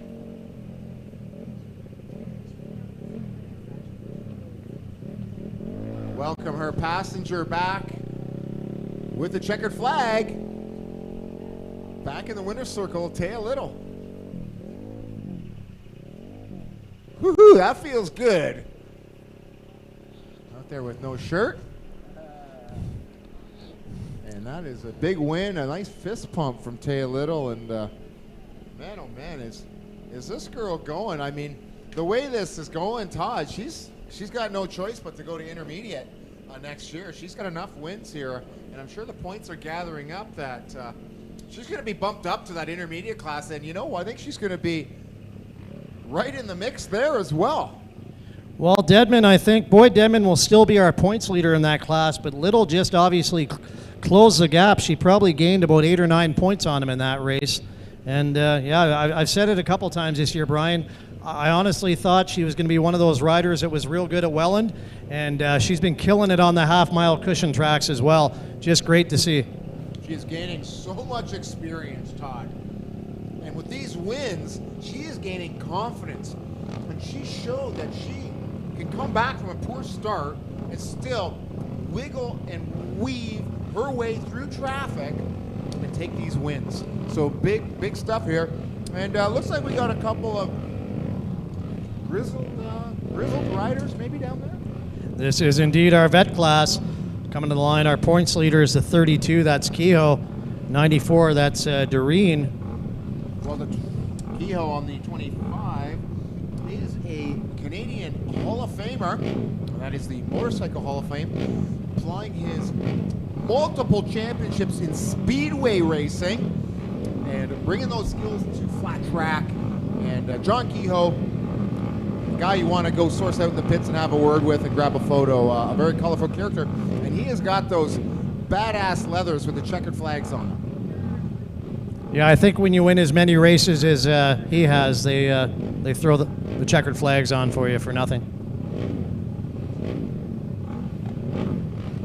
So that's Kehoe, yeah, the 32, the white helmet. Oh, and he just sleep on the wheel there on the start, but can he make it up down the start straight into turn 1? Kehoe has that look, and he just got that smooth style. Jimmy Engel had the whole shot, had the lead briefly, but Kehoe's made his way by. I think that's Doreen up into third. Challenge now for the lead by Jimmy Engel. Jimmy Engel on the 563. They went at it last week in Flamborough, tooth and nail, and they're doing it here again today. Oh, those bikes sound real good. A lot of these vet guys, they really know how to tune their bikes. Kehoe now is swapping every lap. These riders now have been swapping the lead. We've got a DTX versus a Framer. That is 32, Oakville, Ontario, John Kehoe, and our second place rider just gets out in that soft spot, but gathers it up, Todd, and still able to make a decent drive into turn 3. Yeah, Jimmy Engel not letting Kehoe get away. Doreen back there in third. Got the best view in the house of the action in front of him. Fourth place rider, I believe, is a 666 Brad Keto. Then it's Brown, Oros, and Balcombe. Actually, Engel now getting a little closer to third place instead of first. Doreen is closing the gap on that second position. Look at the different line by Doreen. He squares off that corner, chops down to the bottom. And you notice these guys are pretty smooth, Todd. They've got some experience, boy. So top three have checked out on the rest of the pack, Brian. Doreen not treating that gearbox very kindly there, boy. Coming in downshift into turn 1. He takes a real heavy foot into that shifter. Yeah, normally you would have these bikes geared up so you wouldn't want to be downshifting, but there's always a chance the track is a little different than last time he was out there as well. Yeah, he might just have the gearing not spot on where he wants it as well with his sprocket sizes. Of course, gearing a big tuner's game here in flat track, and it is 2 laps to go for John Kehoe. Turn the clock back 1 week. John Kehoe and Flamborough got penalized, had to go to that back row. Expected to see him at the front, but it was actually Jeff Oros that night who charged from the back. But Kehoe is our runaway points leader in this class, and he's got 1 more lap to go. Let's take another checkered. Doreen a little closer to Engel, but I'm not sure he's going to make it there before this one's over. That bike of Kehoe's is beautiful if you get down to the pits and check out the craftsmanship and the pride of ownership. Kehoe stuff is sweet. Battle for 4th place between Oros and Keto now going into turn 3. So John Kehoe takes victory. Jimmy Engel, Dan Doreen in that order. Looks like Oros on the 15 machine is going to come ahead of Kehoe for that 4th position. So as the lights come on, we are entering the night program. John Kehoe, a little salute, and he's going to pick up his wife Martine. She's going to go for a ride. Fantastic. He'll get his lovely wife to carry the checkers for him. Quite a team, these two, I'll tell you. You know, my wife has never had a chance to go on a victory lap with me, and there's a good reason for that. Yeah, well, you can not because she didn't want to. You can spray the champagne at home, buddy. Look at Mr. Glenn Steyer's house over there, all resplendent in blue lights. That's kind of cool. That looks like just a nice place, nice and close to the track. Probably not a place where you open your windows a lot, I'm guessing, during race nights. Well, hell, you'd be right there. I'd be sitting on the roof, if not just a few steps over to the grandstand. Watching these darn races. Good times, and check out the lights around the track. We have hit the big time, Todd Valley. Yeah, Brittany's making it happen for us. I want to welcome all our listeners out here live and our viewers on the internet. Great coverage. My name is Brian Coster. You may know me as the voice of Canadian Motocross.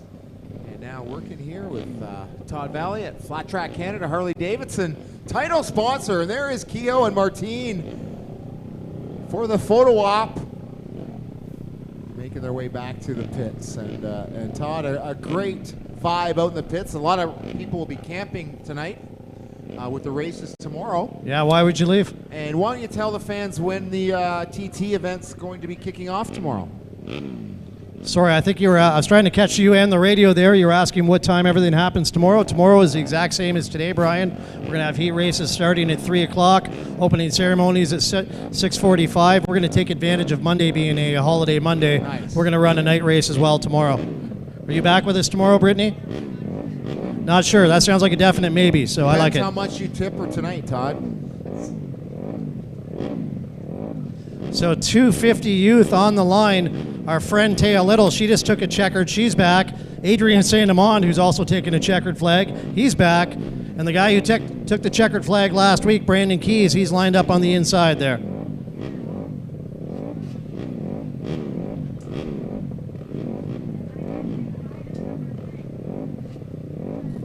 I believe we're looking for Parsons right now. Waiting for possibly Parsons to join our battle here. Yeah, let's see over there by the pit entrance if we see anyone hustling here. I don't think so. I think we're going to just go, yeah, there we are. We're going amber, green. Same. Gets pulled here by these faster four-strokers. So Keys and Little, they're going to head. Oh, I think we got a red flag in our hand here, Brian. They are off to a good start, but now we have to do it all over again. Maybe that's why Saint Amand didn't move. Maybe he knows something we don't. Yeah, so I think Adrian will be on that front row. Let's see who jumped it. Was it our leader? Maybe that's why. Generally, if you jumped, you know it. You're not usually surprised at this point. No, I think he may be pointing at the 19 of Pitaway. Yeah, it looks like Pitaway on the 19 is the one that's going back to row 2. So Pitaway really having a rough night here. So we've got Biggs trying to kickstart Todd. And that 11T. So Ty Little is riding the 11T machine in this one. And so she gets Keys, fired up. Keys, Saint Amand, Little on the front row. Pitaway relegated to row 2. Start. Keys is going to lead him into turn 1. Little goes in a little higher, going to look to square it off on the bottom on the exit. Wow. This is the 250 youth class.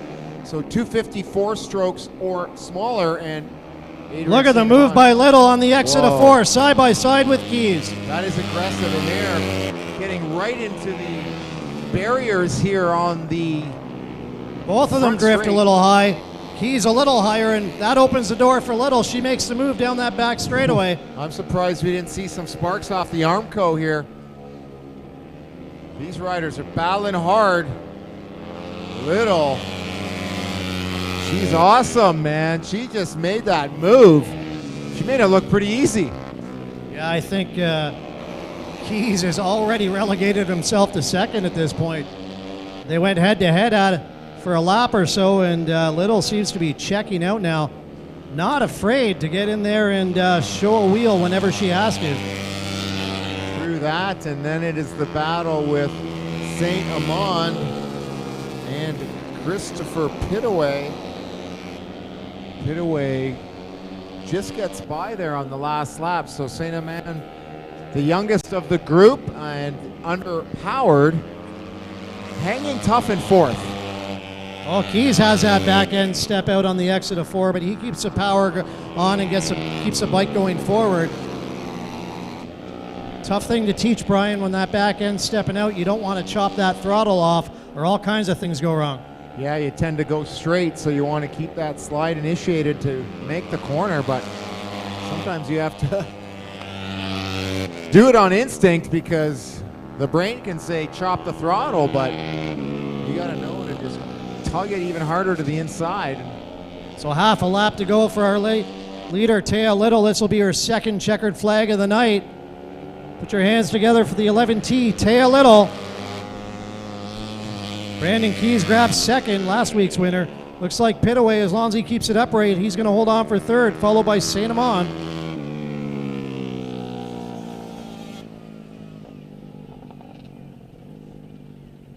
Taya Little takes another one. She is fast in the half-mile gravel. She's fast here in the 3/8 mile banked clay circuit. So very impressed with Taya Little.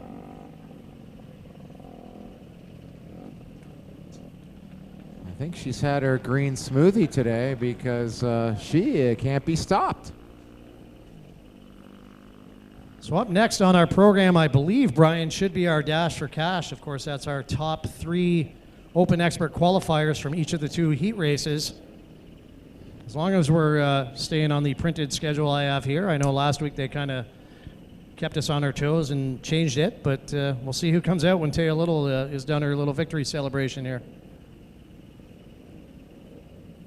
This weekend we are here at Ohsweken using the house system, and what a great system they have. They've got their own facilities here with cameras to bring all of these races live streamed around the globe.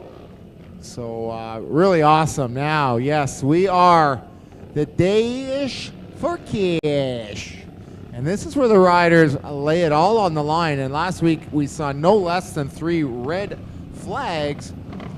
And Brown looks like getting into the head, trying to get into the head of Lawrence, wanting to line up on the outside, realizing the white line was there, so he had to cut back down on the inside. Officials adhering to that line placement.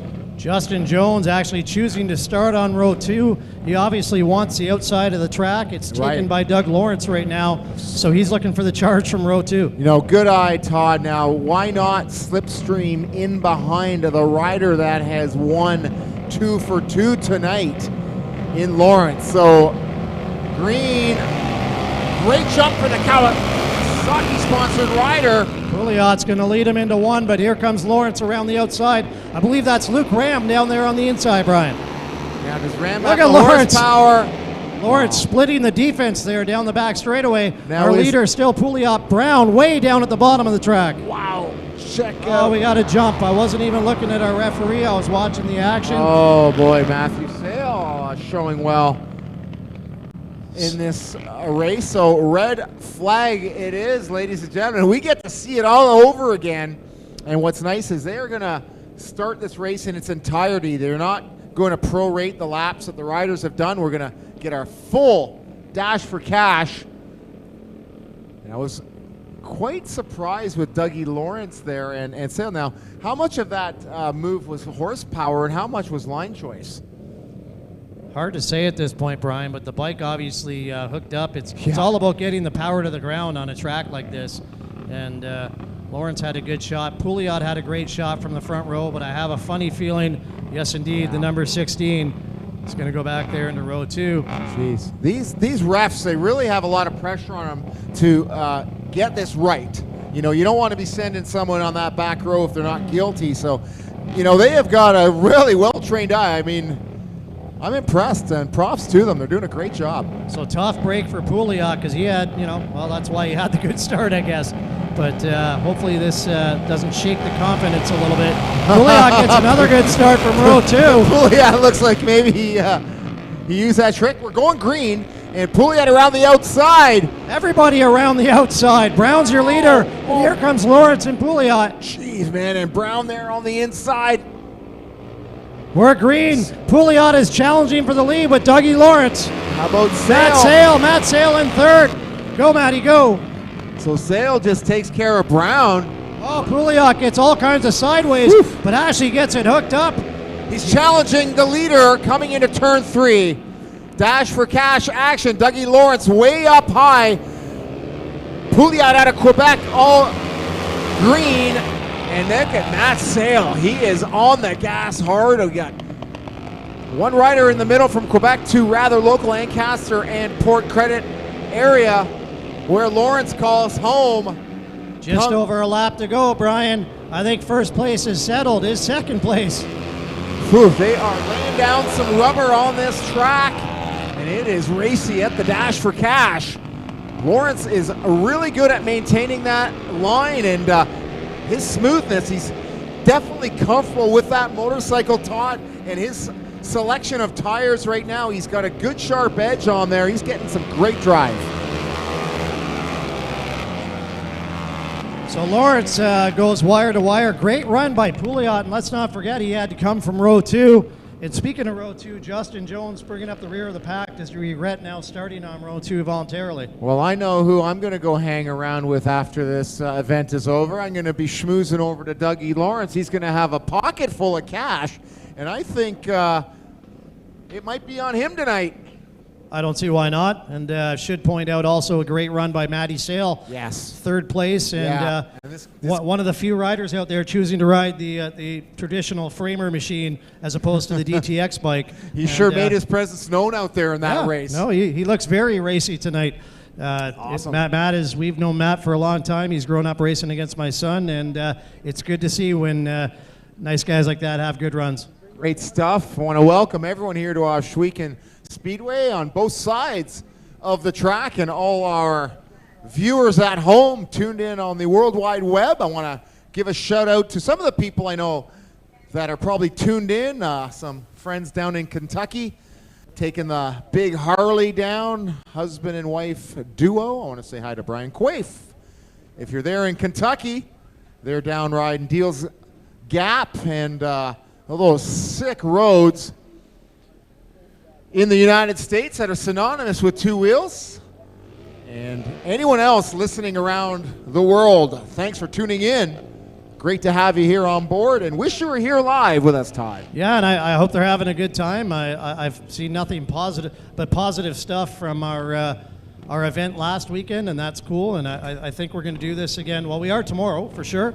And rumor has it that me and you'll be back together for our season finale in Sarnia. Yeah. And if all the cards align, how cool would it be for there be 3 riders battling for a championship or something in every class? That would be so cool. You know, it was really sad to see Buckin get hurt last week, and if you're listening, Brody, man, oh man, get better. You add such a great dimension to this series.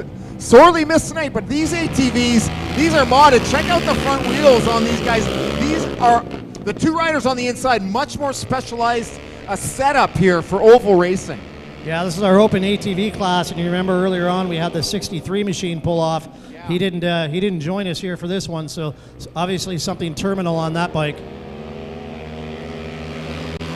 Yeah, fantastic battling here. Todd down the front straightaway.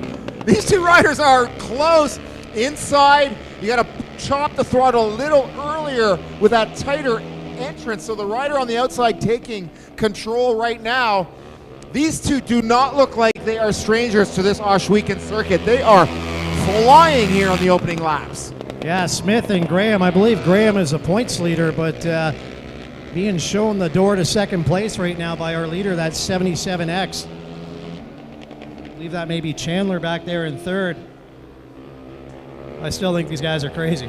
I love it. I love watching the ATVs. You know, it's super fun to ride as well, especially when you can lay them sideways. I think, ATVs are the most fun when they're kicked out sideways. Unless, of course, you're riding a 4x4 and you're doing a little bushwhacking. But in any open areas, you steer these things with the back wheels anyway. And these guys just doing that at high velocity here at Ohsweken Speedway. Got problems on our third place machine. Looks like he's coasting to a stop over in the pit area there. So we're down to 2 riders. 77X, our leader, I believe, is Smith. And then Graham on the 216. Good news is you're on the track right now. You're finishing in the top 2 for sure. Well, that'll be all over his Facebook page. We got second on the weekend. Pretty damn respectable right there. But the leader has pulled away a little bit here in the closing laps. It looks to me like it is the underpinnings of a Honda, and it is. We got to compare Hondas here. That older 4-Trax out there takes the glorious victory and the checkered flag. So yeah, only 2 riders able to complete the race. That's unfortunate for our ATV class. I mentioned earlier we haven't had them out to every round. Putting on a good show, and Brian, we have 2 races left. Wow, well, the program has just flown by tonight, Todd. I think with the amazing track prep here, and we're finished a lot earlier than I had mentioned to Jordan. We're going good. We're going good. Open Intermediate will be coming up next, and then of course we'll have our Open Expert Final. And we just had the Dash for Cash.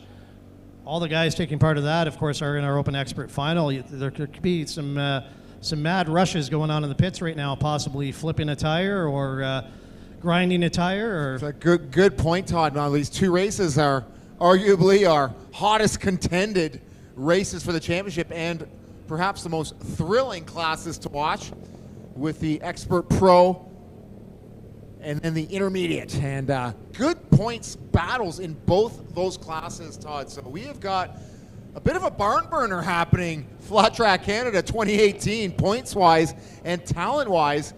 We talked about Brody Buchan. Boy, oh boy, we missed that #1 out on the track on that factory Canadian Honda. Brody and his dad, quite a team. Yeah. Pouliot as well, a real family event with his father. Absolutely. Coming to every event with him.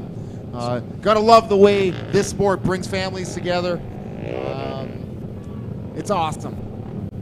I want to thank everyone for making the effort to come out and join us here tonight, live in the stands. Hope you're having a good time. Get some refreshments down at the concession stand, and of course, some great merchandise here from Harley Davidson, all kinds of really cool stuff.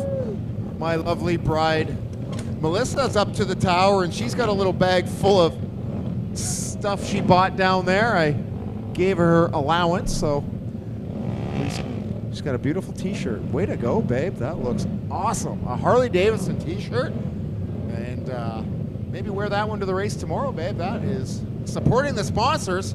Love it. Here at Ohsweken Speedway, Flat Track Canada, we've got fast class out on the line. This is the Intermediate Final. Kyle Shepard, the number 69, on the outside of the second row. And we got riders like Hunter Bauer, Jimmy the Jet McCullough, Lambert. We got Phibbs, who's fast on the number 90. We're green, it's Hunter Bauer grabbing the whole shot. Looking to atone for that run earlier. So Brown, I believe that's Jesse Isherwood currently in second. Try and catch the numbers as they come by. Looking for Jimmy the Jet, wonder where they find him. Oh, we got McCullough sliding up into second. He's all over the back wheel of Bauer. Man, oh man, what racing we have here. The number 12 is taking a huge peek. Look at the crisscross move. Isherwood had second briefly, and then McCullough goes from third to first. Second generation racers here. It's kind of cool to see. And out front, it is the Jet. Jimmy the Jet McCullough, and he likes that 3/4 of the way on the outside, and that line is working for him. He gets a little quicker entry speed, and that arc is just a little more gentler. And here in turn 3, he does like to cut down low, arcs out to the Armco, carries his momentum. Beautiful lines. Bauer there from Chippewa, Ontario, now mimicking the lines of our leader. Yeah, Jimmy the Jet has his track figured out tonight for sure. And he's put some distance between him and Bauer at this point. Isherwood having a good run back there in third. I believe that's Dustin Lambert in fourth, followed by Crum. Great battle there in and around the 5th, 6th, 7th, 8th, 9th. These guys are racing hard. Our leader's pulling away a bit. The Jet, this would be the second big win for him tonight. Bauer with a very late slide. Looks like trying to make a challenge there in second. A nice little gap here for our leader. A little bit of breathing room between him and Bauer. In third place, the 38 is Isherwood out of Welland. Isherwood holding court pretty well there in the final podium spot. You look how smooth Jimmy McCullough looks right now. Both wheels in line, he's just cruising around. Bauer kind of got that back end stepping out on him a little bit. Fourth is hot here right across the finish line. Crum and Lambert going at it. Lambert way up high, Crum a little lower. Alex Olson getting in on the mix too as well on that number 26 machine. Oh, carrying speed. Is that Olson on the outside into turn 4? That's Lambert. Olson's on the inside. Well, until now. Crisscrossing. Now Olson's on the outside. That is a framer versus the DTX machine. Very interesting dimension here with machine choice, with the rules here with Flat Track Canada to get these two different style motorcycles going head to head. And it's funny that they are fairly equally matched out here. Leader on the DTX. Quite a package. We could be getting into some lappers here. Yeah, Jimmy the Jet McCullough has just checked out on the field. We got Ty Ram here getting showing the blue flag. Just basically hold your line because the Jet's coming through. Boy, Jimmy looks so good. I'm telling you, man, these guys are really getting some experience, getting ready to go pro. Dare I say that Ty Ram is just tucked into the jet stream in turns 3 and 4 there. And that he is. Jimmy the Jet McCullough out of Paris, Ontario. Now, Flat Track Canada has that track in Paris where you can go and try flat track racing for a day. Todd, that is excellent. We'll talk a little bit more about that in between this action. We have got 2 laps to go. And one more lap for our leader, McCullough. Bauer back there in second. Look at the battle we got now for third, Brian. We got Crum all over the back door of Isherwood here with just 1 lap to go. And Olson is there in the catbird seat looking for a mistake by both of them. Oh, man, down the inside. Yeah, that is fourth, and they are 3 wide coming into the final corner. So McCullough takes the victory. Bauer's going to come out here to get second. Then we got a lapper, and here's that battle for third. Oh, it is third. Isherwood takes Isherwood battles back and grabs third. So great run by Jesse Isherwood. Good eye, Todd. That lapper was going pretty quick there in the last lap. I thought he was in it, but... well, he got caught in the jet stream. That just told him along. Yeah, man. I got caught in that jet stream, man. That spun me around. And what a battle for third coming into the end of that race, second last race of the night. And what a great facility we have here for racing. Program just motored along without having to have the constant watering. And there is our leader, Jimmy the Jet McCullough on the number 9 Yamaha. And he is just a few points back in the championship from Hunter Bauer. So a good night for the Jet to kind of chip into Bauer's stranglehold on this Intermediate Open Championship. And there will be a big party in Sarnia for our crowned champions and podiums. And it's going to be an awesome event and always a great crowd out in Sarnia. I hope we're invited to the big party. That's all that matters. Well, if we're not, we'll crash it. Yeah. So, yeah, Jimmy the Jet digging into Bauer's lead a little bit. Great damage control by Bauer. Didn't have the best heat races today, but looked a lot more confident in that final because we know he's been tearing it up on those cushion tracks. And Todd, this is Flat Track Canada presented by Harley-Davidson, Parts Canada, other great sponsors, Yamaha, Honda. We've got Sturgis Cycle, Indian Motorcycles from Oakville, Town Moto out of Toronto, Thor, Inside Motorcycles Magazine, Fast Times, and of course, Flat Track Canada and Harley-Davidson. Todd, why don't you tell the fans a little bit about the Flat Track Canada's Come for a Ride program? We're talking about the Flat Track Canada School. Is that what we're talking Yeah, about? you spend the $300, you show up in flip-flops and a tank top, Yeah, and they'll outfit you with all your gear, helmet, boots, and a motorcycle with instruction to try flat track yourself. And ladies and gentlemen, I implore you to give it a go, and what a great Christmas or birthday, or can we say holiday gift? It'll be the funnest 4 hours you've ever had in your life, and your left leg will be so sore by the end of it. But So well worth Festivus it. for the rest of us. I think we're going to get into our rider introductions here shortly. We'll try and pay attention to Aaron when he jumps on the microphone down there. Yeah, we were going by sign language as they are pushing this now. That's quite something for our rider to be the rider. Like what the mechanic? I mean, I'd have my mechanic pushing my bike, but check out the 75 of Matthew Sale. He's just pushing his own machine. Now that just shows a testament and fortitude of that youngster. He's got Tyler Thompson, his cousin, beside him there, lugging the starter along. Hey, Tyler, how's it going? I understand you're riding the TT tomorrow, Tyler. That's the rumor. Look forward to seeing you out there. Of course, And Tyler, remember I got all excited in the vet race last week when my buddy Brent Thompson was leading the race. That's his son out there, Tyler. I believe they're both taking part in the TT tomorrow. sweet stuff. And this is the Open Expert Grand Finale. And there's a nice shot of our riders on the screen. And that is Luke Ram, and with his dad carrying the starters. I believe Aaron has a microphone down there. I'm going to throw it down to him, see if he's listening. Just give us a little hand signal down there when you're ready to go, eh? And looks like Aaron is going to get down there with our finalists. And we're going to throw it down to you, Aaron.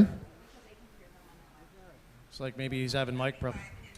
Hold the red button, and it will turn on.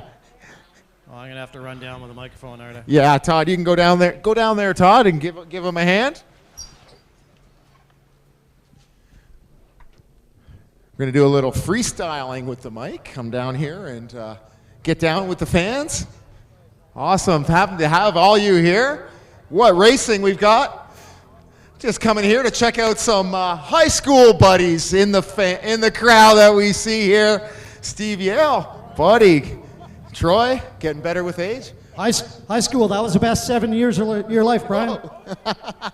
It was more like I'm still there, buddy. Thank you guys for being patient there. My microphone was dead, the batteries were dead, but thanks again for waiting it out after our track prep this evening. Obviously, that paid off. The racing has been fantastic. What do you guys think? Woo! These guys have been going handlebar to handlebar all night long for you. We have one last race this evening, this track. When you get it prepared, we can run our races back to back and quickly and bang them off. These guys are getting all lined up so we can get them sorted out and announce them and how they qualified for this main event. On the number 73 machine, currently residing in Hamilton, Ontario, he's sponsored by Town Moto. Give a big round of applause for Doug Lawrence. Woo, Dougie. Our next racer is out of Ancaster, Ontario, racing for Sale Racing on that Honda 450 framer. It's working unreal tonight, putting in his best performance of his career. Give a big round of applause for Matthew Sale. Out of Leamington, Ontario, sponsored by JWT Racing and SPH Motorsports. Give a big round of applause for Luke Ram. Our next participant is only 16 years old from Bracebridge, Ontario, sponsored by Yamaha Canada, Sale Racing, and ATV Performance. Give a big round of applause for Dustin Brown. The number 16 machine is all the way from Quebec City. He's racing for Kawasaki Canada, John Parker Racing, Motovenier, and Garnet. Anyways, he's your championship points leader. A lot of people say he's poised to win the championship. Give a big round of applause for Dave Pouliot. Our next racer is from Hawley, New York, sponsored by Weebler, Kawasaki, RLJ Racing, and Elder Trucking. Give a big round of applause for the number 19, Justin Jones. Our next racer is probably one that just stepped out of his backyard. He's from Brantford, Ontario, sponsored by KBR, Washner Pistons, and Sturgis Cycle. Give a big round of applause for Matty Ward. Our next racer is from Tilbury, Ontario, sponsored by Jim Engel, Hicks Racing, and Dukes Harley Davidson. Give a big round of applause for the number 112, Cody Marentet. Our next racer is from Montreal, Quebec. Give a big round of applause for William Belleros on the Yamaha Canada 450. Our next racer is from Welland, Ontario, racing the number 22 machine, sponsored by Evans Racing and Parts Canada. Give a big round of applause for Tyler Seguin. Our next racer is an animal when he is turned on, and he looks like he might be turned on. Sponsored by American Harley Davidson and Brian Olson Racing. Give a big round of applause for Chris Evans. The number 46 is from Kitchener, Ontario, sponsored by Apex Racing and KTM. Give a big round of applause for Sean Hoy. Our next racer is from Medina, New York, sponsored by Bear Racing Products and RLJ Racing Engines. Give a big round of applause for Brandon Newman. And last but not least, we have a great clay track rider from Welland, Ontario, sponsored by Comet Leathers, Bell Helmets, and Performance AT. Give a big round of applause for Clayton Isherwood. So these guys get to pick their starting positions. Who do you guys think is going to win here tonight? Is it going to be the 73 of Doug Lawrence? Or the super hot, fast Quebec rider, Dave Pouliot? Gentlemen, start your engines.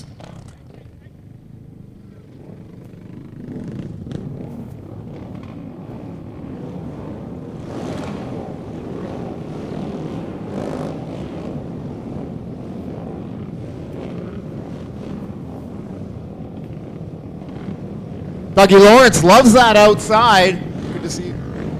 We'll see if he can get another one of those hole shots.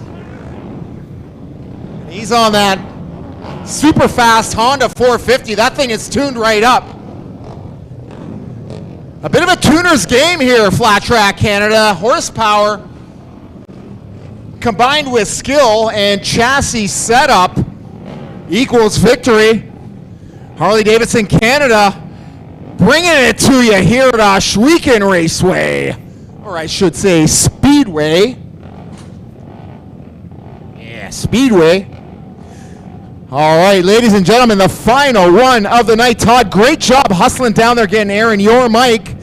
And that is what you do when you're a team player, buddy. Good job. Yeah, I'm looking to tap somebody in at this point. Whew. Woo, boy. Are we going to do any predictions here? We got anything in the crystal ball? Lawrence has got that dash for cash and another win. He's got that favorite spot there on the outside. And we have got, we got a rider kicking, so we get a 2-minute warning. He's good. He's good. I'm cheering for Matty Sale on the 75. 14 riders here, ladies and gentlemen. And Pouliot gets that initial drive. Lawrence on the outside. Pouliot knows his game. He's going to try and force him out. But Dougie's got that racecraft tucks in. Brown, your leader. Sale up to second. Pouliot in third. Pouliot now diving up the inside of 3, Brian. Lawrence quickly up to 4th, getting a peek. We're going green. Ladies and gentlemen, the 91, 16-year-old Brown on front on the framer. Pouliot not looking so bad on the clay so far tonight. Lawrence now making a move on Sale for 3rd. Justin Jones back there in 5th. So it is Brown on the Yamaha. He wants to call all comers for the TT tomorrow.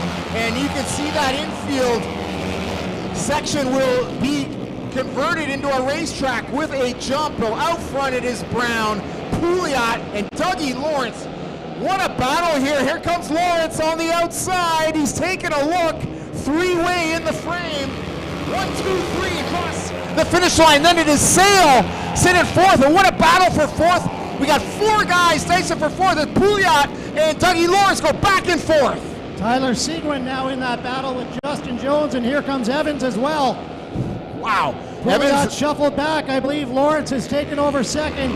He's got some ground to make up, though, on the young upstart Brown. Evans has got quite a seat right there on the 15, watching the riders in front of him. He's got that elbow up around the outside, sitting right now in 7th, moving into 6th in turn 3. And then it's a Brown, Lawrence, Pouliot, Sale. Your guy here, you called him. He's having a solid ride here at Ohsweken. And then it's the 22 of Seguin. Man, oh man, we've got some talent on track. As we're watching that battle back there for 3rd and 4th, Lawrence is edging ever closer to Brown. Yeah, so the battle for the lead is the hot one. Great job picking it up upstairs. Our lead battle, ladies and gentlemen, turn 3, and Brown had maybe a little look over. Never good for the psyche. Oh, sign of weakness, I think. Yeah, and I don't know if Lawrence caught it or not, but it looked like a little bit of a look over for the youngster Brown. Brown has got some years to go, being just 16, but there goes Lawrence into turn 1, Todd. He's got the edge. Oh, Brown. Nice defense from Brown. Fermi Laporte shuts the door. Woo. They're going to head down into 3 and do it all over again. Awesome battling here, and man, oh man, this is some exciting stuff. The lead battle is raging. A Yamaha and Honda Kawasaki rider, and then look at Matthew Sale there, and Evans moving forward now. Evans taking a peek for 5th place, and we've had a little problem with Sale. Sale loses a bit of a drive, some wheel spin coming out of turn 2. Lawrence now looking up the outside of Brown. Jeez, they're close. They're going to be side by side in 1 and 2 here. Again, step out. Wow. Come down to the drive out of the corner. Drag race. Lawrence, your new leader for now. Looks like the experienced Lawrence really wanted to spook Brown and just take that line away. It may have worked. Brown shows some retaliation, and they dive in side by side. This is for the lead in the expert open class. Look at the Kuyangs on Brown fighting with Lawrence. He wants to take one of those away. He's going to have to tuck under because Lawrence is really shoving him up to the Armco. Brown is not going away at all. I think Lawrence expected it would be easy once he got to the front. Now, Mr. Lawrence, this is not easy. Come on, Lawrence is going to go wheel to wheel with Brown, I think, for the rest of this race. Now this is awesome. This is awesome racing. They're getting into lap traffic. We're going to have to get the blue flags. Let these guys know there's a race happening, and they are like side by side, and it's like a photo finish here over the finish line. It looks like we're going to have 2 laps after this go-around. Lawrence now with a bit of an edge. I fully expect Brown to answer before this lap's over. Does Brown's motorcycle have the ability to tuck under? Is he finding enough traction? He seems to be getting his speed on the outside, and that's where Lawrence has been expecting him, and that's where he's been playing this battle out. Can Brown find a little movement here to tuck under and use some of that Yamaha horsepower? Lapper looks like not a huge factor, perhaps a little bit. Both riders getting around clean into the white lap. Last lap, Todd. Lawrence with a little breathing room now. Pouliot now under fire for that 3rd position. It's hard to know which battle to watch here, Brian. Check out how Evans has crept his way up into 4th, and a rider in 5th battling with Evans tucking under. So back to the lead. Brown isn't quick. For the final time. Dougie Lawrence by a whisker. Holy cow, what a run by those two. What a awesome stuff, and it ain't over yet. They're still fighting it out through the field. On for 3rd. So you know what? Dougie Lawrence takes the victory. My God, Brian. What a run by that 16-year-old Dustin Brown back there in 2nd. You got it. Now he's going against arguably one of Canada's best, and he was not giving an inch. And I like that brash attitude. He got on our cases right away talking about the TT and saying Doug Beatty might be the favorite, and he got on there right away saying, I'm going to be in the mix, so and he's up to the challenge. And I just want to point out, by my calculations, Pouliot and Brown will be tied for the points lead right now. Oh, my goodness, Todd. The encyclopedia with the points, and great update there, Todd. Thank you so much. And these guys are in it to win it. So looks like we could have a tie for first place. Pouliot, some really good damage control. That number 16 factory Kawasaki rider hanging on to third, taking the brunt of the wins last weekend at Flamborough Downs. So Pouliot hanging on for third, and a tough night for Dave Pouliot there to fight for that third position. Evans maybe a spectacular ride out of all the riders, coming back up into fourth there towards the end. I'm not sure if he was even able to hang on there. We were so caught up in that battle for the lead. All eyes were on the leaders. Ladies and gentlemen, Harley Davidson and Parts Canada bringing it all to us, and we're going to throw it down to Aaron Hesmer and our top three on the night down there in Victory Lane. Dave, you put on a great race on this clay track. It's definitely not your track, but you came out with a big third place. Give a big round of applause for the 16 of Dave Pouliot. Dave, what was going through your mind? Was that a great finish for you or what? I think it's my best finish ever on the clay track, so I'm pretty pumped about this. I'm pretty happy. Give me some confidence with the clay track out west in Alberta in 3 weeks, so it should be good. You look like you actually had a good chance of maybe putting in a good effort to win that race.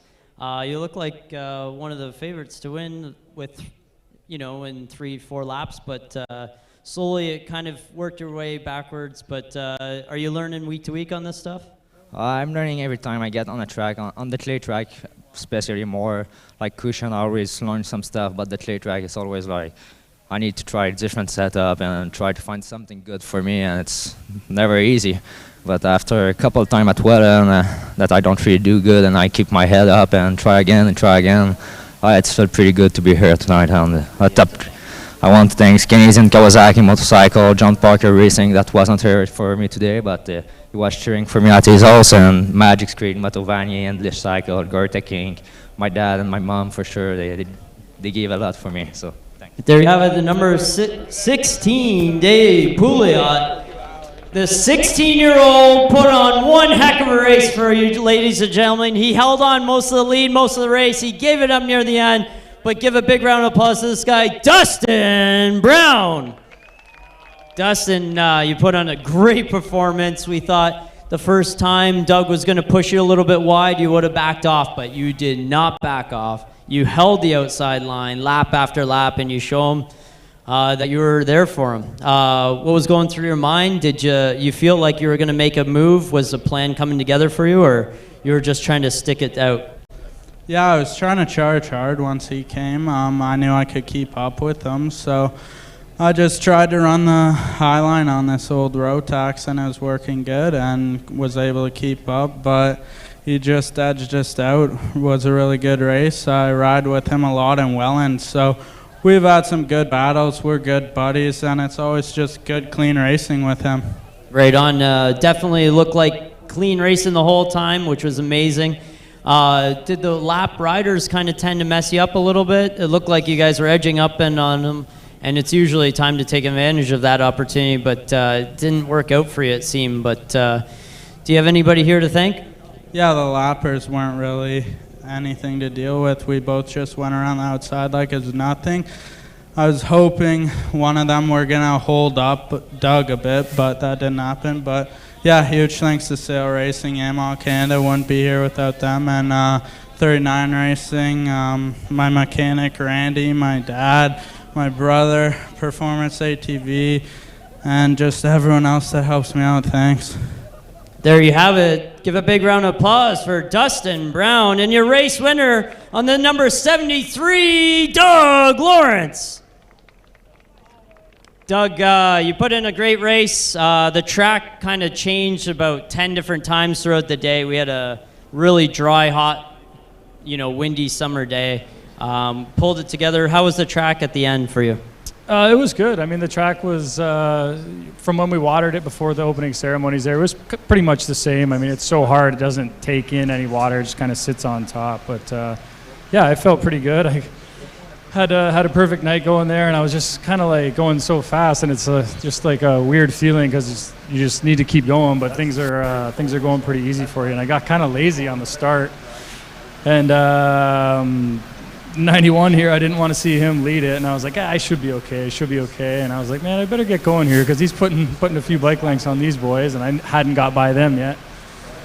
Finally caught him, and I was like, man, he's going good. And like his bike was really shining. You know, his bike was getting down the straightaways better than mine, and like through the middles and off the exits. And I was like, oh, this is going to be interesting because my strong point was getting into the corner.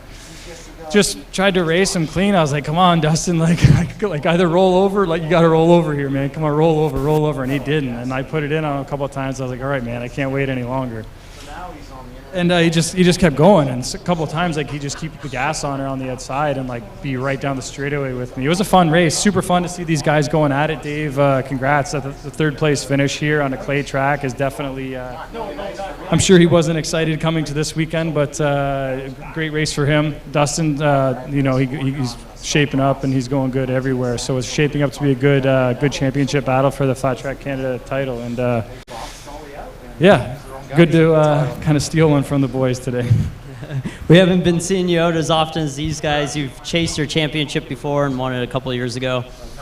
We haven't talked about it at all, but we have a TT race here tomorrow.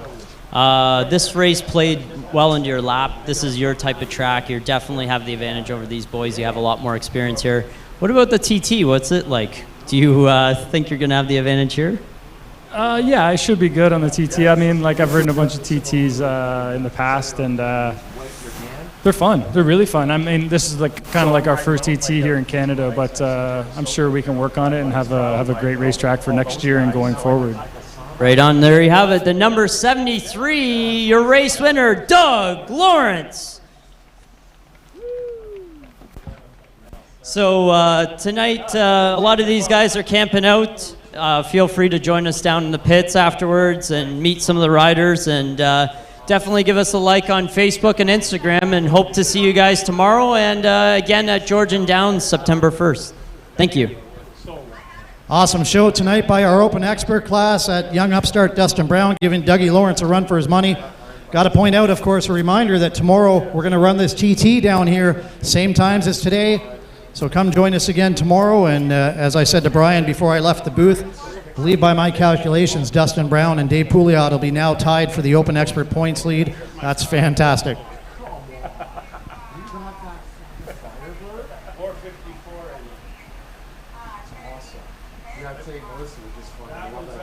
She wants a car with I was at Bambro 2 years ago. Bambro 2 years ago. Let us go on the track. All the classes. Where you were burning. I know a lot of guys are KU guys having a lot of fun. Jacusa on a track. It's Yeah, awesome. yeah. They've done a great job. We went and see the supermodels there. Awesome. This whole area is